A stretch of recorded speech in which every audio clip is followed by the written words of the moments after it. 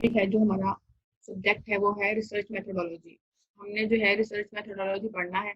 इससे पहले कि हम अपने टॉपिक पे जाएं कि रिसर्च क्या है और उसके अंदर क्या क्या चीज़ें कैसे कैसे होती हैं, मैं चाहती हूँ कि हम जो है रिसर्च के टॉपिक पे थोड़ी सी डिस्कशन कर लें कि जो हमारे पास रिसर्च है वो क्या होती है। ठीक है, इसलिए मैं कह रही हूँ कि रिसर्च के टॉपिक पर बात करने से पहले या इसके कुछ बेसिक कॉन्सेप्ट पर हम बात कर लेते हैं, क्योंकि रिसर्च के हवाले से डायरेक्ट छलांग लगाने से पहले उसकी ज़रूरत और इम्पोर्टेंस पर थोड़ी सी बात कर ली जाए तो आई थिंक रिसर्च की इम्पोर्टेंस के बारे में आप लोगों को जो है वो आइडिया हो जाएगा।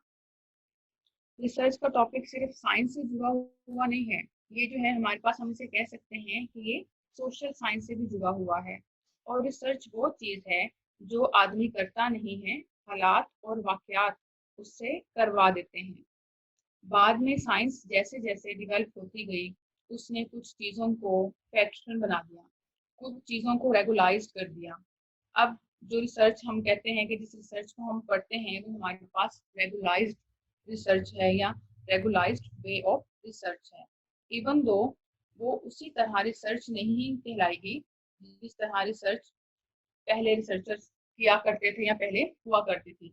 लेकिन लेकिन अगर मैं आप लोगों को ये समझाना चाहूँ तो उससे पहले एक चीज़ हम ये समझ लेते हैं कि दुनिया में हमारे पास बहुत सारी हकीकतें हैं। हकीकतें कैसे बनती हैं, हकीकत को जानने से पहले हकीकत बनने का अमल किस तरह से होता है उसको जानना जो है वो बहुत ज़्यादा ज़रूरी है। अगर मैं आप लोगों को बोलूँ कि आप लोगों को क्या नज़र आ रहा है, एक सेकंड में आप लोगों को स्क्रीन शेयर कर देती हूँ जी। अगर मैं आप लोगों को बोलूँ कि आप लोगों को जो है वो क्या नज़र आ रहा है तो आप लोग मुझे इसका क्या जवाब देंगे? तो आप लोगों में से हर पर्सन जो है मुझे यही जवाब देगा कि आप लोगों को जो है यहाँ पे क्या है, एक सर्कल नज़र आ रहा है, जबकि ऐसा नहीं है। क्यों? आपके रूम में आपके पास बहुत सारी चीज़ें जो हैं आपके आसपास रखी हो सकती हैं, किसी के पास कोई टेबल पड़ा हो सकता है, किसी के पास अलमारी हो सकती है, कहीं पे बेड हो सकता है, कहीं सर्किट बोर्ड है, लेकिन वो सब कुछ जो है आपको नज़र नहीं आया, जस्ट ये सर्कल नज़र आया। मैंने आपको ये नहीं कहा था कि आपको स्क्रीन पे क्या नज़र आ रहा है, लेकिन मेरे अंदाज ने आपको एक खास नुक्ते पर ले जाकर खड़ा कर दिया, जिसको आपने क्या है, सर्कल का नाम दे दिया।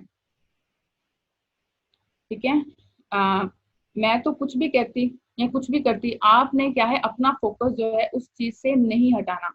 आपने अपना फोकस जो है वो सवाल पे, आपका फोकस जो है आपके सवाल पर होना चाहिए, ना कि उन हालात और वाकयात पर जिन्होंने आपको सर्कल तक पहुंचा दिया। सवाल सिर्फ ये था कि आपको नजर क्या आ रहा है। अगर आप इस सवाल को सही समझेंगे तो इसके नतीजे में सही काम कर सकेंगे, लेकिन अगर आप सवाल को समझने की सलाहियत खो देंगे तो किसी भी सर्कल के पास पहुंच जाएंगे। रिसर्च से पहले जो चीज समझने की है वो ये है कि हकीकत किस तरह कंस्ट्रक्ट होती है और हकीकत को किस तरह बनाया या बिगाड़ा जा सकता है। और ये वो अमल है कि जिसको अगर समझना या सीखा जाए तो उसके बाद उसकी तहकीक करना निस्बतन आसान हो जाता है। जिस तरह मैंने आपको सर्कल की एग्जांपल दी, इसी तरह एक हम ये कहते हैं, हमारे पास एक बहुत पुरानी एग्जांपल है लाइंस वाली। यहाँ पे एक मैंने डायग्राम जो है वो ड्रॉ की हुई है, वो भी आपको दिखा देती हूँ। इसमें जो है मैंने यहाँ पे जो है एक लाइन ड्रॉ कर दी है। ठीक हो गया? अब हमने यहाँ पे एक लाइन बना दी है। अब मैं आपसे पूछती हूँ कि ये लाइन जो है छोटी है या बड़ी है। तो आप लोगों के दिमाग में, हर किसी के दिमाग में अलग अलग से ख्याल आएंगे। कोई कह रहा होगा ये लाइन छोटी है, कोई कह रहा होगा ये लाइन जो है वो बड़ी है। हर किसी के माइंड में जो है वो डिफरेंट आंसर आ रहे होंगे। बट अगर मैं यहाँ पे एक और लाइन ड्रॉ कर दी, यहाँ पे एक और लाइन ड्रॉ कर दी है, ठीक हो गया? अब जो है आप लोगों के दिमाग में क्या बात आ रही है? अब मैं आपसे पूछूं कि ये छोटी है या बड़ी, तो आप क्या कहेंगे? ठीक है, अब आपको पता है कि ये सेकंड लाइन ड्रॉ की है ये क्या है, छोटी है, और जो पहले लाइन ड्रॉ की थी वो क्या थी, बड़ी थी। अब अगर हम यहाँ पे एक और लाइन ड्रॉ कर दें, ठीक हो गया? अब एक और लाइन ड्रॉ कर दी है तो इस लाइन में अब आप क्या कहेंगे? अब आप कहेंगे कि जो पहले लाइन थी वो क्या थी, दोनों के बीच में आ रही है। जो बाद में हमने सेकंड पे ड्रॉ की वो क्या थी, उससे छोटी थी। जो सबसे लास्ट में हमने लाइन ड्रॉ की है वो क्या है, सबसे बड़ी है। अब ये बताइएगा यहाँ पे क्या इस लाइन ने, जो सेंटर वाली लाइन है जो सबसे पहले हमने ड्रॉ की है, क्या इसने यहाँ पे खुद से कोई काम किया? नहीं, इसने तो खुद से कोई भी काम नहीं किया। इस लाइन ने कुछ किया? कुछ भी नहीं किया। ये बदली नहीं, ये उतनी की उतनी है जितनी के पहली दफा थी। लेकिन इसके आसपास की सूरत हाल की वजह से जो हमने क्रिएट की, इसके आसपास की सूरत हाल की वजह से हमारी जो राय है वो क्या होती गई? बदलती गई। यानी कि इस लाइन में कोई तब्दीली नहीं हुई। ये लाइन ना मैंने मिटाई ना छोटी की, लेकिन एक वक्त में आपने इस लाइन को बड़ा बोला और दूसरे वक्त में आपने क्या कर दिया? इस लाइन को छोटा बोल दिया। सिर्फ इसके आसपास के हालात तब्दील होने की वजह से जो है हमने इसकी हकीकत को जो है हमने तब्दील कर दिया। तो जो हकीकत है वो हालात और वाकयात बनाया करती है। अगर मैं अपना हाथ उठाऊं और आप लोगों से पूछूं कि ये क्या है, तो आप लोगों का क्या जवाब होगा? आप मुझे क्या जवाब देंगे? कोई कहेगा ये हाथ है, कोई कहेगा हाथ और साथ में उंगलियां हैं।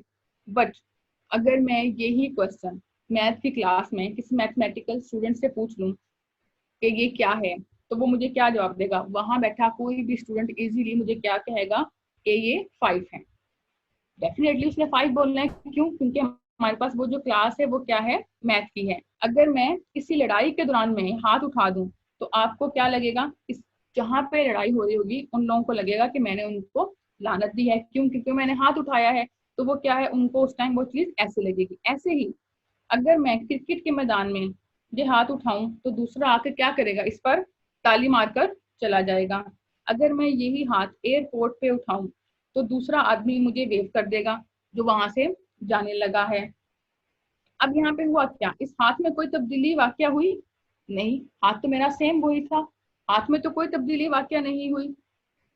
लेकिन इस हाथ की हकीकत को 5 मुख्तलिफ अंदाज में 5 मुख्तलिफ मौकों पर आपने क्यों बयान किया? इसलिए कि आपके आसपास के जो हालात हैं वो इस हाथ की हैसियत को दिखाना चाह रहे होते हैं, समझना चाह रहे होते हैं या समझाना चाह रहे होते हैं, और वो आसपास के हालात को बयान कर रहे होते हैं कि हाथ है क्या, ये हाथ जो आपने उठाया है दर हकीकत इसकी हकीकत क्या है?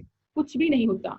हम मिसाल देते हैं सोसाइटी में कि एक आदमी किसी के जनाजे में लाल रंग के कपड़े पहन के चला जाता है, तो लोग क्या करते हैं? वहां पे उसको बहुत ही अजीब स्ट्रेंज तरह से देखते हैं कि लो जी जनाजे पे आया है और लाल रंग के कपड़े जो है वो पहनकर आ गया है। अब लाल रंग के कपड़े जनाजे में क्यों वेयर किए? क्यों वेयर किए हुए? डेफिनेटली हर किसी का क्या होगा यहाँ पे? यही क्वेश्चन होगा। या ये एक चीज जो हमारी सोसाइटी में है कि हम ये कहते हैं कि अमूमन शादी ब्याह पर जो दुल्हनें होती हैं वो क्या करती हैं? वाइट ड्रेस नहीं पहनती हैं। हमारे यहाँ पे कल्चर है कि दुल्हनें जो हैं वो क्या करती हैं? रेड ड्रेस पहनती हैं। बट यूरोप में क्या है? यूरोप में अगर कोई दुल्हन है तो यूरोप में दुल्हन जो है वो व्हाइट कपड़े पहनकर ही दुल्हन बनती है। तो रंगों को जुबान किसने दी? काला रंग शोक के लिए है, लाल रंग खुशी के लिए है, व्हाइट रंग अमन के लिए है। ये निशानियां रंगों को किसने दी या किसने दी हैं? और रंगों का ये मतलब क्यों पैदा हुआ है? क्या ख्याल है? क्यों पैदा हुआ है रंगों का ये जो हम ये कह रहे हैं कि रंगों को हम मुख्तलिफ किस्म का नाम दे रहे हैं? हम कहते हैं कि अगर पाकिस्तान की हम बात करें तो हम कहते हैं जी पाकिस्तान में हमारा कल्चर है कि ब्राइडल्स जो है वो क्या करती हैं? रेड ड्रेस पहनती हैं। ठीक हो गया। अगर यूरोप की बात करें तो वहां पे हमें पता है कि ब्राइडल्स जो हैं वो क्या करती हैं? व्हाइट ड्रेस पहनती हैं। जब हम किसी के जनाजे पे जाते हैं तो हमें पता है कि हम रेड ड्रेस पहनकर नहीं जाती हैं। तो वो कहते हैं कि क्या रंगों को ये नाम जो दिए हैं किसने दे दिए हैं? रंगों को जो जुबान दी है किसने दी है? कोई ऐसा कुछ भी प्री डिफाइंड तो नहीं था ना कि जो ब्लैक कलर है वो क्या करेगा? वो सोप के लिए ही होगा। व्हाइट कलर है तो वो अमन के लिए कहते हैं। अगर देखा जाए हम यहाँ पे पाकिस्तान की बात करें तो हम ये कह सकते हैं कि जी पाकिस्तान में ब्लैक कलर सोप के लिए, लेकिन अगर हम इंडिया में देखें तो वो लोग सोप के लिए व्हाइट कलर जो है वो चूज करते हैं। तो जो ये रंगों को ये सब चीजें दी हैं, कलर को नाम दिए हैं, ये नाम किसने दिए हैं? हालात और वाकयात ने ही दिए हैं ना, और तो किसी ने नहीं दिए। अगर फॉर एग्जाम्पल मैं कहती हूँ जी किसी के घर में कोई पैदाइश हो जाए, ठीक है, और मैं उनके घर जाती हूँ और कोई पिंक कलर का ड्रेस गिफ्ट कर देती हूँ, और आप लोगों से पूछती हूँ कि मैंने पिंक कलर का ड्रेस जो है, वहां पे मैं किसी के घर गई हूँ, वहां पे किसी बेबी की बर्थ हुई है और मैंने वहां पे जो है पिंक कलर का ड्रेस जो है वो गिफ्ट किया है, और मैं आपसे पूछूं कि मैंने पिंक कलर का ड्रेस जो है वो गिफ्ट किया है, आपके माइंड में क्या आ सकता है? इट्स अ बेबी गर्ल और बेबी बॉय। तो यहाँ पे अब क्या होगा, सबके माइंड में क्या आएगा, यही आएगा, इट्स अ बेबी गर्ल। क्यों? क्योंकि मैंने वहां पे क्या किया है, पिंक कलर का ड्रेस जो है वो उसको क्या किया है, गिफ्ट किया है। बट यहाँ पे एक बात ये भी है कि 1950 से पहले अमेरिका में बेबी बॉयज के लिए पिंक और बेबी गर्ल्स के लिए ब्लू कलर का ड्रेस जो होता था ना, वो गिफ्ट किया जाता था। बट आफ्टर 1950 इन कलर्स को जो है वो चेंज कर दिया गया, बेबी गर्ल्स के लिए पिंक कलर कर दिया गया और बेबी बॉयज के लिए जो है वो उन्होंने ब्लू कलर कर दिया। वेस्टर्न कल्चर में जो व्हाइट ड्रेस होता है वो ब्राइडल के लिए होता है और हमारे यहाँ रेड जो है वो ब्राइडल के लिए होता है। किसी के यहाँ सोप का जो रंग है वो काला है और किसी के यहाँ जो सोप का रंग है वो क्या है, व्हाइट है। जिस तरह अभी मैंने आप लोगों को बताया कि हम लोगों के यहाँ जो है वो सोप के लिए लोग जो है ब्लैक को प्रेफर करते हैं और इंडिया में जो है वो क्या करते हैं, व्हाइट। लेकिन ये जो हम ये कह रहे हैं मुख्तलिफ रंगों के जो मुख्तलिफ नाम दिए हैं या उनके अपने हालात और वाकयात के लिहाज से दिए हैं। हमने क्या किया, अपने हालात और वाकयात के हिसाब से रंगों को क्या कर दिया गया है, नाम दिए हैं। इन रंगों का कोई नाम तो नहीं है, इन रंगों की कोई स्पेसिफिक पहचान भी नहीं है, सिवाय इसके कि आप उसको कैसे देखने लगे हैं या देखते हैं या उसको कैसे देखने लग गए हैं। इन चीजों को नाम और पहचान उस नॉलेज ने दी होती है या उस नॉलेज से होती है जो आपके पास होती है। डेफिनेटली अब हमारे पास भी, हम बचपन से सुनते आते हैं जी ये कलर, अगर ब्राइडल है तो वो क्या करेगी, रेड ड्रेस पहनेगी। अगर हम इंडिया का कल्चर देखें तो वहाँ पे बचपन से ही बच्चों को बताया जाता है कि जी अगर किसी की फोदगी हो जाए तो उन्होंने क्या करना है, व्हाइट ड्रेस पहने। तो वो चीज क्या है, वो उनके नॉलेज में है। तो जो ये रंगों को हम डिफ्रेंशिएट कर रहे हैं तो हम क्या कर रहे हैं, किस बेस पे कर रहे हैं, उस नॉलेज के बेस पे कर रहे हैं जो आपके पास है। लेकिन रिसर्च हमें किसी चीज के साइंटिफिक पैटर्न के जरिए तहकीक करना सिखाती है। जो रिसर्च है ना वो ऐसे नहीं मानती है। रिसर्च में हमारे पास क्या होता है, कोई ना कोई साइंटिफिक पैटर्न लाजमी होता है जिसको हमने क्या करना होता है, फॉलो करना होता है। और ये एक ऐसा काम है जिसको साइंटिफिक पैटर्न ही शायद कर सकता है, अदरवाइज उसके ऊपर बहुत सारे क्वेश्चन जो हैं वो अराइज हो सकते हैं। फॉर एग्जाम्पल, हकीकत या रियलिटी क्या होती है, रियलिटी में इख्तलाफात हो सकता है, क्या रियलिटी, जो हमारे पास रियलिटी होती है वो कितनी किस्म की होती है, हकीकत की किस्में होती हैं क्या, अगर होती हैं तो कौन कौन सी किस्में होती हैं। ये बहुत सारे क्वेश्चन जो हैं हमारे पास जो है यहाँ पे अराइज हो सकते हैं। अगर मैं आपसे ये कहूँ कि मेरे पास एक पेन है और ये पेन एक हकीकत है, तो क्या मैं इस पेन को पेंसिल कह सकती हूँ? क्या मैं इस पेन को स्पून कह सकती हूँ? क्या मैं इस पेन को फोक कह सकती हूँ, शूज कह सकती हूँ? ठीक है, तो अब ये आप बताना, हम नहीं कह सकते। क्यों? क्योंकि जो पेन है ये हमारे पास क्या है, एक रियलिटी है। पेन है तो मैं पेन को कभी भी जो है वो फोन, शूज या फोक नहीं कह सकती। हम जब रिसर्च पढ़ते हैं ना तो हम समझते हैं कि रियलिटी की भी किस्में होती हैं। रियलिटी की एक किस्म वो होती है जिसको हम एक्सपीरियंस्ड रियलिटी कहते हैं, यानी कि वो चीज जिसको हमने खुद से पर्सनली क्या किया होता है, एक्सपीरियंस किया होता है। ठीक है, ये बात इसमें जो है रिसर्च के हवाले से बहुत ज्यादा इंपॉर्टेंट है कि हमारे पास जो है एक रियलिटी है जिसको हम क्या करते हैं या क्या कहते हैं, एक्सपीरियंस रियलिटी कहते हैं। यानी कि वो रियलिटी जिसको हमने खुद से क्या किया होता है, एक्सपीरियंस किया होता है। फॉर एग्जाम्पल सर्दियां हैं, सर्दियों में जो है मैं पानी के अंदर जो है, ठंडे पानी के अंदर जो है वो कूद जाती हूँ, छलांग लगा देती हूँ, तो मुझे पता चल जाएगा कि ठंड कितनी है और ठंड कहते किसको है। किसी को मुझे ये बात बताने की जरूरत नहीं पड़ेगी कि ठंड किसे कहते हैं। क्यों नहीं पड़ेगी? क्योंकि ये हमारे पास क्या है, एक रियलिटी थी। कौन सी रियलिटी थी? जिसको मैंने खुद एक्सपीरियंस कर लिया था।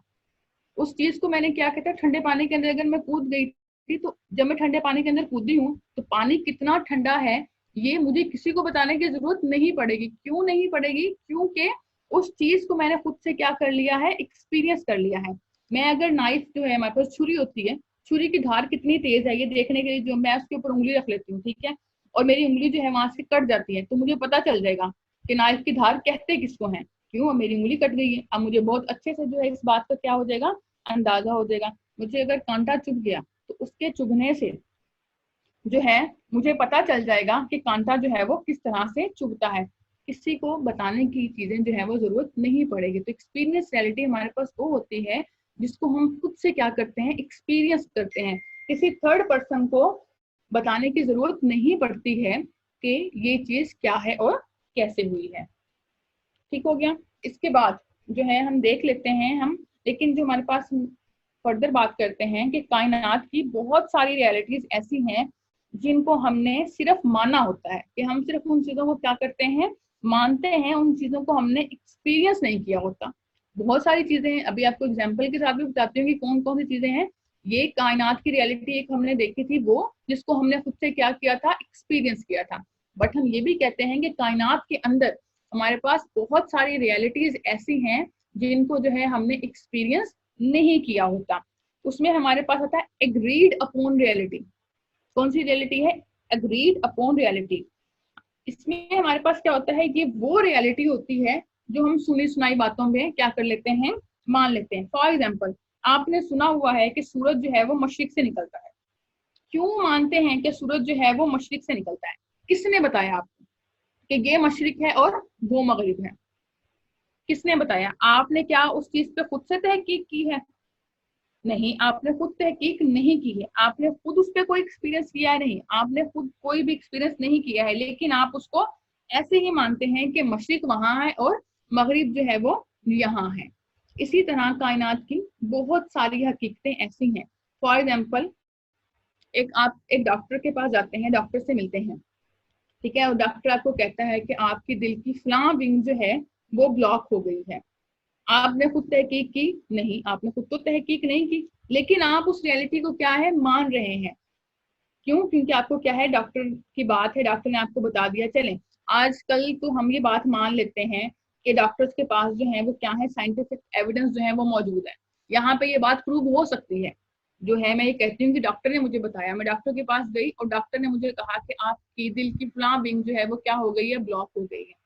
अब अगर हम ये कहें कि हमने खुद एक्सपीरियंस नहीं किया, हमने खुद तहकीक नहीं की, मैं बात मान लूं, चले ये बात मैं यहाँ पे मान सकती हूँ। क्यों मान सकती हूँ? क्योंकि जो डॉक्टर है, अभी डॉक्टर के पास क्या है, एक साइंटिफिक एविडेंस क्या है, मौजूद है, बिल्कुल मौजूद है, तो ये बात हम क्या कर सकते हैं, मान सकते हैं। बट अगर हम पहले की बात करें, डॉक्टर से पहले की बात करें, तो तब क्या होता था, हकीम हमारी जो है वो वेन वो पकड़ता था और बताता था कि आपको फलां बीमारी है, हम उसको भी मानते थे। उसका क्या मतलब है कि रियलिटी को भी हम क्या करते हैं, दो तरीकों से समझते हैं। एक रियलिटी वो जो आपने एक्सपीरियंस की होती है, और एक वो जो हमारे पास क्या होती है, एग्रीड अपॉन होती है। जिस तरह अभी मैंने आपको ये डॉक्टर और इसकी बात बताई है, हकीम की बात भी बताई है। जो हमारे पास एक्सपीरियंस, जिस तरह हमने चीजों को खुद से एक्सपीरियंस किया वो एक्सपीरियंस हो गई, और एग्रीड अपॉन जिस तरह भी हमने हकीम की बात की कि वो क्या करता था, हकीम हमारा हाथ पकड़ता था, हमारी वेन देखता था और हमें बता देता था कि हमें क्या इशू है, ये क्या बीमारी है। तो तब हम क्या करते थे, हम हकीम की बात को डिनाई नहीं करते थे, हम हकीम की बात को क्या करते थे, मानते थे। तो ये हमारे पास क्या थी, अग्रीड अपॉन रियलिटी थी। बट बात यहाँ पे जो है ना वो खत्म नहीं होती। रियलिटी जो है हम कहते हैं वो क्या है, हमारे पास एक ऑब्जेक्टिव है जिसमें कोई इख्तलाफ नहीं हो सकता।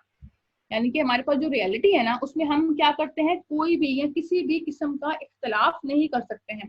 फॉर एग्जाम्पल मैं कहती हूँ जी, हमारे पास एक व्हाइट बोर्ड है, this is an objective reality, जिसको कोई भी पर्सन जो है वो डिनाई नहीं कर सकता। सेम इसी तरह मैं कहती हूँ मेरे हाथ में पेन है, नो बॉडी कैन डिनाई, मैं लेक्चर दे रही हूँ, इस बात को कोई डिनाई नहीं कर सकता। ये क्या है, हमारे पास objective part of reality. Objective part of reality क्या होती हैं, वो चीजें होती हैं जिसे कोई भी पर्सन जो है वो डिनाई नहीं कर सकता, उसको हम क्या कहते हैं, वो हमारे पास क्या है, ऑब्जेक्टिव पार्ट ऑफ रियलिटी है। ये व्हाइट बोर्ड पढ़ाने के लिए कैसा है, this is the subjective part of reality. ठीक होगी, बात समझ आई? ऑब्जेक्टिव पार्ट में हम क्या कहते हैं कि वो चीजें जिसमें हम डिनाई नहीं कर सकते हैं, हम उसकी बात से डिसएग्री नहीं कर सकते हैं, वो चीजें हैं और हो रही हैं, ये बात बिल्कुल ठीक है। लेकिन इसका एक दूसरा पहलू भी है जिसको हम क्या कहते हैं, subjective part of reality. Subjective part of reality में हम क्या करते हैं, आए कर सकते हैं। जिस तरह हमने अभी बात की व्हाइट बोर्ड की, हमने कहा ये एक व्हाइट बोर्ड है। व्हाइट बोर्ड हमारे पास क्या है, पहली बात की ऑब्जेक्टिव पार्ट ऑफ रियलिटी है कि व्हाइट बोर्ड हमारे पास है। ठीक है, अब वो जो व्हाइट बोर्ड है वो पढ़ाने के लिए अच्छा है या नहीं है, ये हमारे पास क्या है, सब्जेक्टिव पार्ट ऑफ रियलिटी। अब इसमें क्या होता है, कुछ लोग कहते हैं कि व्हाइट बोर्ड जो है पढ़ाने के लिए अच्छा है, और कुछ कहते हैं नहीं जी ब्लैक बोर्ड पढ़ाने के लिए अच्छा था। तो इसमें क्या हुआ, दो लोगों की अलग अलग राय थी जो उन्होंने क्या कर दी, दे दी। तो ये चीज हमारे पास क्या हो गई, सब्जेक्टिव पार्ट ऑफ रियलिटी। फिर अगर हम पेन को देखें तो pen is the objective part of reality. Pen जो है हमारे पास क्या है, ऑब्जेक्टिव पार्ट ऑफ रियलिटी है, बट जब मैं इसे पढ़ा रही हूँ तो पेन से पढ़ाना अच्छा है या चौक से पढ़ाना अच्छा है। कुछ लोग कहेंगे जी बोर्ड मार्कर या बोर्ड पेन जो होता है वो कहेंगे जी उससे पढ़ाना अच्छा है, कुछ कहेंगे चौक से। तो ये हमारे पास क्या हो गई, सब्जेक्टिव पार्ट ऑफ रियलिटी। इसमें जो है वो इख्तलाफ हो सकता है। सब्जेक्टिव पार्ट ऑफ रियलिटी में जो है इख्तलाफ हो सकता है, लेकिन ऑब्जेक्टिव पार्ट ऑफ रियलिटी में कभी भी इख्तलाफ नहीं हो सकता। मैं आप लोगों को लेक्चर दे रही हूँ, ये हमारे पास क्या है, ऑब्जेक्टिव पार्ट ऑफ रियलिटी है। कोई पर्सन इस बात को डिनाई नहीं कर सकता कि मैं लेक्चर दे रही हूँ, मैं लेक्चर दे रही हूँ।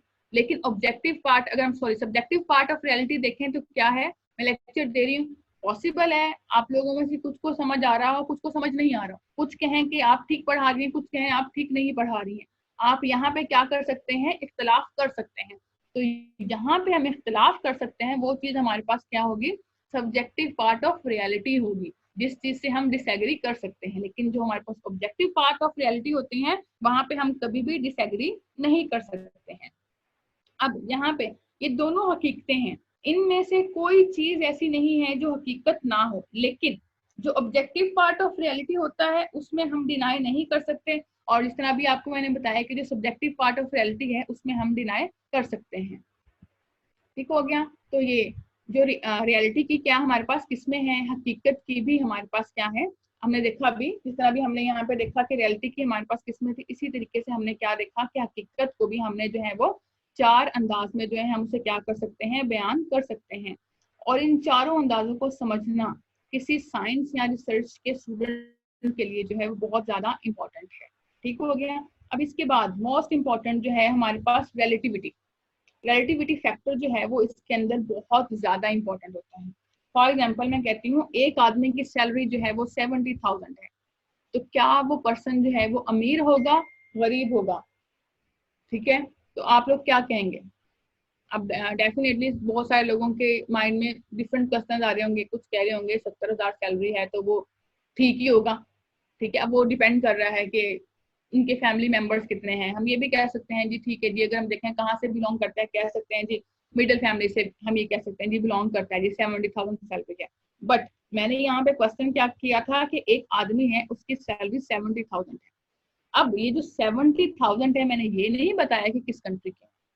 पॉसिबल है जो मैं 70,000 कह रही हूँ वो पर्सन कहाँ हो, अमेरिका में हो। अगर वो पर्सन जिसकी 70,000 सैलरी है वो पर्सन अमेरिका में है तो इसका मतलब है कि वो क्या है, पुअर। अगर पाकिस्तान में होगा तो हम उससे कह सकते हैं मीडियोकर है, बट अब यहाँ पे वो क्या है, अमेरिका में है तो वो क्या है, पुअर है। तो रिलेटिविटी फैक्टर जब तक नहीं पता होगा आपको कैसे पता चलेगा कि लाइन छोटी थी या बड़ी है। इसलिए जब हम किसी सिनेरियो को देखते हैं, किसी रियलिटी को विजिट करते हैं, तो उसको रिसर्च करते हैं, तो उसके साथ साथ जो चीजें जिसने पिक्चर बनाई होती है हम उनको भी देखते हैं। उनको भी देखना हमारे लिए क्या होता है, बहुत ज्यादा जरूरी होता है। कोई टर्म खुद कुछ भी नहीं होती। हम ये कहते हैं ना कि कोई टर्म जो है वो खुद कुछ भी नहीं होती जब तक उसकी रिलेटिविटी ना पता चल जाए आपको। और अगर अगर आप लोग जो है इसकी रिलेटिविटी आपको पता चल जाए तो बहुत सारे हमारे पास जो रवैये हैं वो क्या हो सकते हैं, दुरुस्त हो सकते हैं। लेकिन रिलेटिविटी का पता होना आपके लिए क्या है, बहुत जरूरी है। इसमें क्या है, हमारे पास बहुत सारे रवैये ठीक भी हो सकते हैं और बहुत सारे रवैये जो है वो गलत भी हो सकते हैं। अब रिलेटिविटी को हम इस तरह से भी देख लेते हैं। हम एग्जांपल लेते हैं कि एक पर्सन है, वो ऑफिस जा रहा है। वो ऑफिस जा रहा है तो वो क्या, कहाँ, कैसे जा रहा है, स्विमिंग कॉस्ट्यूम पहन के जो है क्या हो गया, ऑफिस चला गया। जब हम उसे कहते हैं कि वो साइले समुद्र पे गया है या बीच पे नहाने के लिए गया है तो वो कोट पैंट पहन के चला गया, तो हर बंदा क्या करेगा, उसका मजाक उड़ाए। जब वो ऑफिस जाएगा, ऑफिस अगर वो स्विमिंग कॉस्ट्यूम में गया है तो वहां ऑफिस के लोग क्या करेंगे, उसका मजाक उड़ाएंगे। क्यों? क्योंकि वो ऑफिस पे एक अप्रोप्रिएट जो है वो ड्रेस नहीं था। सेम ऐसे ही अगर वो पेंट कोट पहन के साहिल समुद्र पे चला गया है तब भी लोग क्या कहेंगे, उसका मजाक उड़ाएंगे। देखिए दोनों क्या थे हमारे पास, थे तो लिबास, दोनों ही लिबास थे, लेकिन उनको पहनने का जो हम ये कहते हैं ना कि किसको कहाँ पहनना चाहिए था, किस ड्रेस को कहाँ पहनना चाहिए था, वो चीज क्या थी, रिलेटिविटी पे जो थी वो डिपेंड कर रही थी। तो दोनों ड्रेस तो थे बट रिलेटिविटी बताती है कि आदमी अहमक है। क्यों अहमक है? जो कोट पैंट पहन के कहाँ जा रहा है, साहिल समुद्र पर चला गया नहाने के लिए, और जब ऑफिस गया तो क्या हो गया, स्विमिंग कॉस्ट्यूम पहन के चला गया। जबकि लिबास तो है लेकिन रिलेटिविटी तय करती है। क्या तय करती है कि ये मुनासिब है, ठीक है या गलत है। अगर आप रिलेटिविटी मालूम किए बगैर किसी भी चीज के बारे में तयन करेंगे तो वो क्या होगा, गलत होगा। इसलिए हम कहते हैं कि किसी भी चीज के बारे में तयन जो है वो हम खुद से नहीं कर सकते हैं कि वो चीज अच्छी है या बुरी है, कम है या ज्यादा है। रिलेटिविटी मालूम करना या रिलेटिविटी का मालूम होना भी रिसर्चर के लिए जो है वो बहुत ज्यादा इंपॉर्टेंट है। ये बहुत ज्यादा जरूरी है कि आपको पता होना चाहिए कि आप किस दौर में, किस मोहल्ले में, किस माशियत के अंदर काम कर रहे हैं। अब हम आगे चलते हैं, ठीक है। अब जो है अभी हमने जो है वो सारे के सारे फैक्टर देख लिए कि रिलेटिविटी हमारे पास जो है वो क्या है। अब हम आगे चलते हैं कि रिसर्च के अंदर, रिसर्च के बारे में बेसिक तो आप सब लोगों को पता ही है कि हम उसमें क्या करते हैं। हम डाटा कलेक्ट करते हैं, उस डाटा को क्या करते हैं, जोड़ते हैं, फिर हम क्या करते हैं, डाटा को इंटरप्रेट करते हैं। मैं अगर आपको ये कहूँ कि रिसर्च ये बात साबित कर सकती है, यानी कि रिसर्च मीन साइंटिफिक रिसर्च, कि ज्यादा आइसक्रीम खाने से लोग जो हैं वो ज्यादा डूब के मरते हैं, तो क्या आप लोग इससे इत्तेफाक करेंगे? बहुत सारे लोग जो हैं वो इस बात से इत्तेफाक नहीं करेंगे कि ज्यादा आइसक्रीम खाने से लोग जो हैं वो ज्यादा डूब के मरते हैं। बट ये बात जो है मैं ये कह सकती हूँ कि ये रिसर्च से साबित हो सकता है। ये बात जो है हम क्या कर सकते हैं, रिसर्च से साबित कर सकते हैं। अगर आपको ये नहीं पता कि कौन सा एक्सपीरियंस फैक्टर अफेक्ट कर रहा है आपके उस मॉडल पर जिस पर आप काम करने लगे हैं या काम कर रहे हैं या काम करने जा रहे हैं, अगर आपको किसी एक्सटर्नल वेरिएबल को नहीं देखते हैं या आप उसको नहीं देख पाते हैं, तो आप जो है बहुत ही आराम से जो है वो मिसलीड कर सकते हैं। बहुत आराम से आप इधर उधर निकल जाएंगे। जिस तरह अभी मैंने बात की कि आइसक्रीम ज्यादा खाने से जो है लोग क्या होते हैं, ज्यादा डूब के मर सकते हैं, तो आइसक्रीम खाना हमारे पास क्या हो जाएगा, मौत की अलामत बन जाएगा। अगर आप रिसर्च कर रहे होंगे तो ये समझें कि जो रेलिवेंट चीजें हैं, अगर उनके बारे में आपको इल्म नहीं है तो आपकी रिसर्च की डायरेक्शन जो है वो सही नहीं हो सकती। तो जब भी हम रिसर्च करते हैं तो रिसर्च के अंदर ये चीज बहुत ज्यादा जरूरी है कि उससे रेलिवेंट जितनी भी चीजें हैं आपको क्या होनी चाहिए, मालूम होनी चाहिए।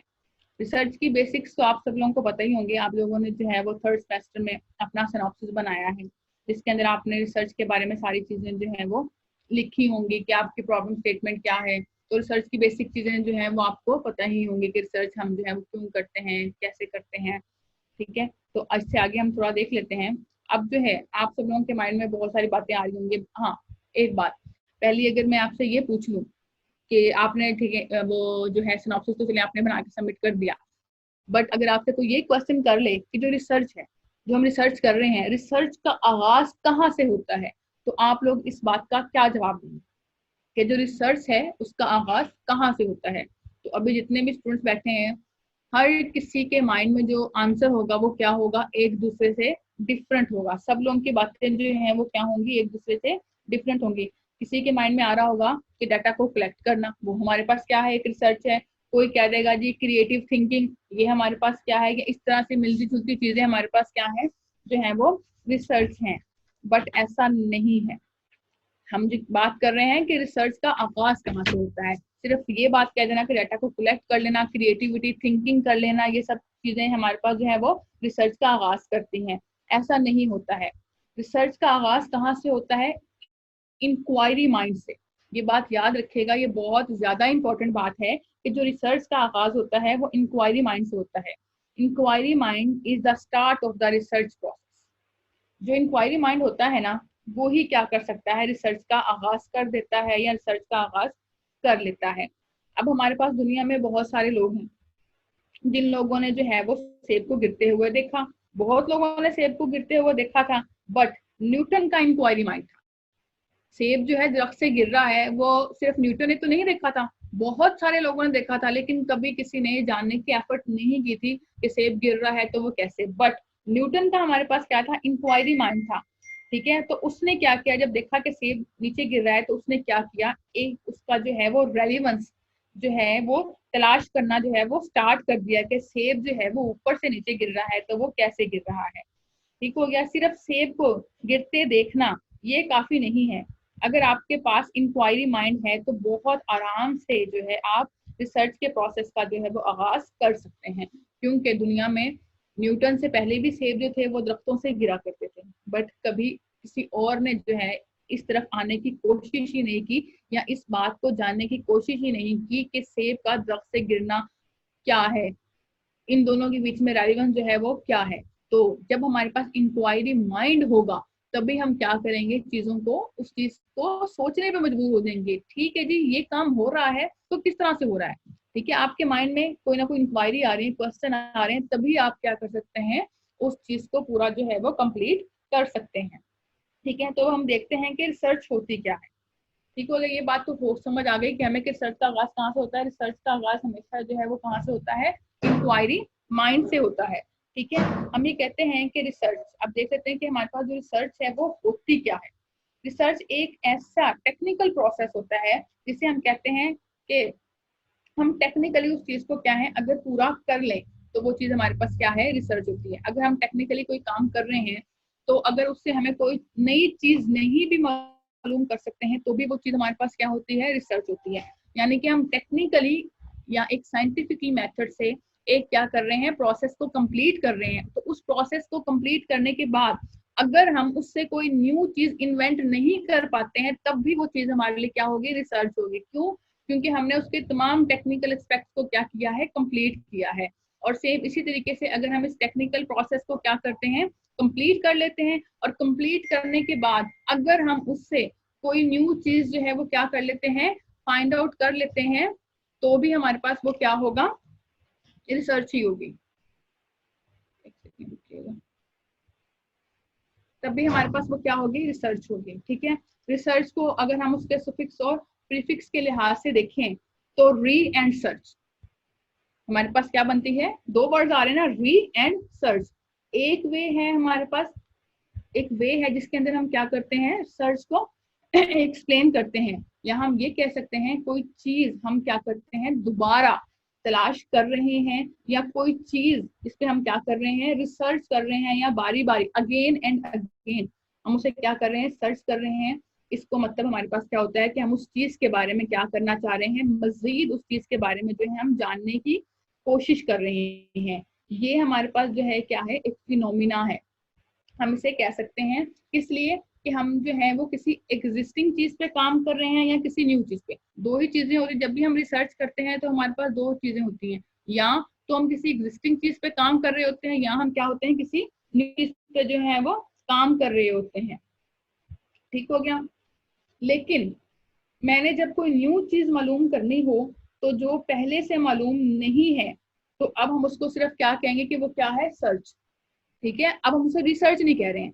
कैसी चीज, अगर हम रिसर्च का मतलब है कि एक चीज पहले से क्या हुई हुई है, हमारे पास फाइंड आउट हुई हुई है, उसी चीज से रेलिवेंट हम क्या कर रहे हैं, कोई और चीज फाइंड आउट कर रहे हैं, तो वो क्या हो रही है, रिसर्च। दोबारा से हम क्या कर रहे हैं, उस चीज को फाइंड आउट कर रहे हैं। बट लेकिन अगर कोई ऐसी चीज जो पहले से जो है वो सर्च नहीं हुई, या पहले से उसके बारे में कोई भी मालूमात हमारे पास नहीं है, तो उसको हम सिर्फ क्या कहेंगे कि वो हमारे पास क्या है, सर्च है।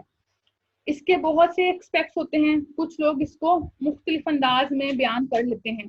कुछ फिलोसफर्स तो रिसर्च की फिलोसफी को ही नहीं मानते, वो कहते हैं कि रिसर्च कुछ नहीं होती, कि किसी चीज को बारी बारी जो है, हम कहते हैं ना कि एक चीज पहले से सर्च होगी, उसी चीज को दोबारा से सर्च करना। कुछ रिसर्चर या फिलोसफर्स हमारे पास ऐसे हैं जो इस फिलोसफी को या इस थ्योरी को मानते ही नहीं है। वो कहते हैं it's only finding new facts.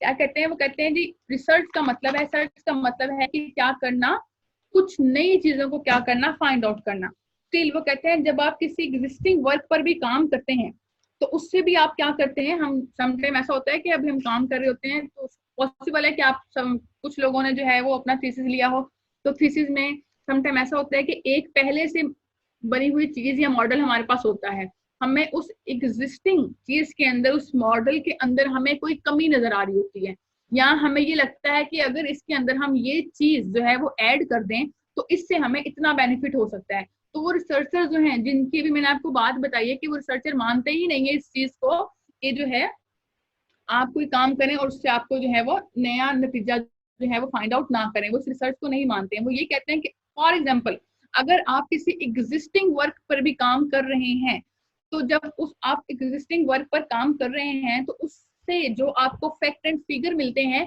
तो वो बिल्कुल न्यू मिलते हैं, वो प्रीवियस नहीं मिलते हैं। यानी कि आपने एग्जिस्टिंग वर्क पे भी अगर कोई काम किया है तो इम्प्रूवमेंट के लिए किया है। ऐसा तो नहीं है ना कि आपने क्या किया, जो काम पहले से हुआ है उसी मेथोडोलॉजी को पकड़ा, उसी टेक्निक्स को पकड़ा, उन्हीं टूल्स को पकड़ा और आपने अपना काम जो है वो इम्प्लीमेंट कर दिया। ऐसा पॉसिबल नहीं है। जब आप एग्जिस्टिंग को लेते हैं तो साथ में आप क्या करते हैं, अपनी एक प्रपोज्ड मेथोडोलॉजी है जो है वो क्या करते हैं, प्रपोज करते हैं, आप बताते हैं।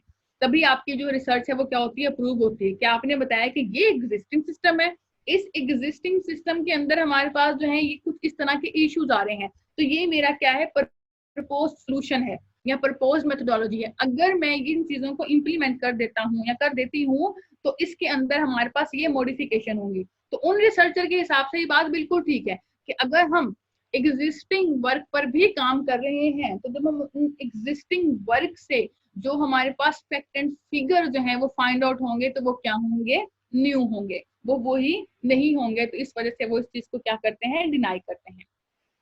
अदरवाइज जो हमारे पास जो है, हम अभी बात कर रहे हैं कि एक काम पे दोबारा से काम करना, वो चीज जो है वो रिसर्च एथिक के जो है वो खिलाफ है। रिसर्च एथिक्स के हमारे पास खिलाफ है कि किसी के काम पे दोबारा से क्या कर देना, वैसे ही काम कर देना, वो हमारे पास रिसर्च एथिक्स के जो है वो खिलाफ है। यानी कि किसी मालूम की हुई चीज को दोबारा से क्या करना, फाइंड आउट करना, ये हमारे पास जो है वो रिसर्च एथिक्स जो है वो इस चीज को नहीं मानते हैं। लेकिन ये एक फिलॉसफी है। फिलॉसफी इसलिए नहीं होती कि वो साइंटिफिक एविडेंस या दलील बन जाए।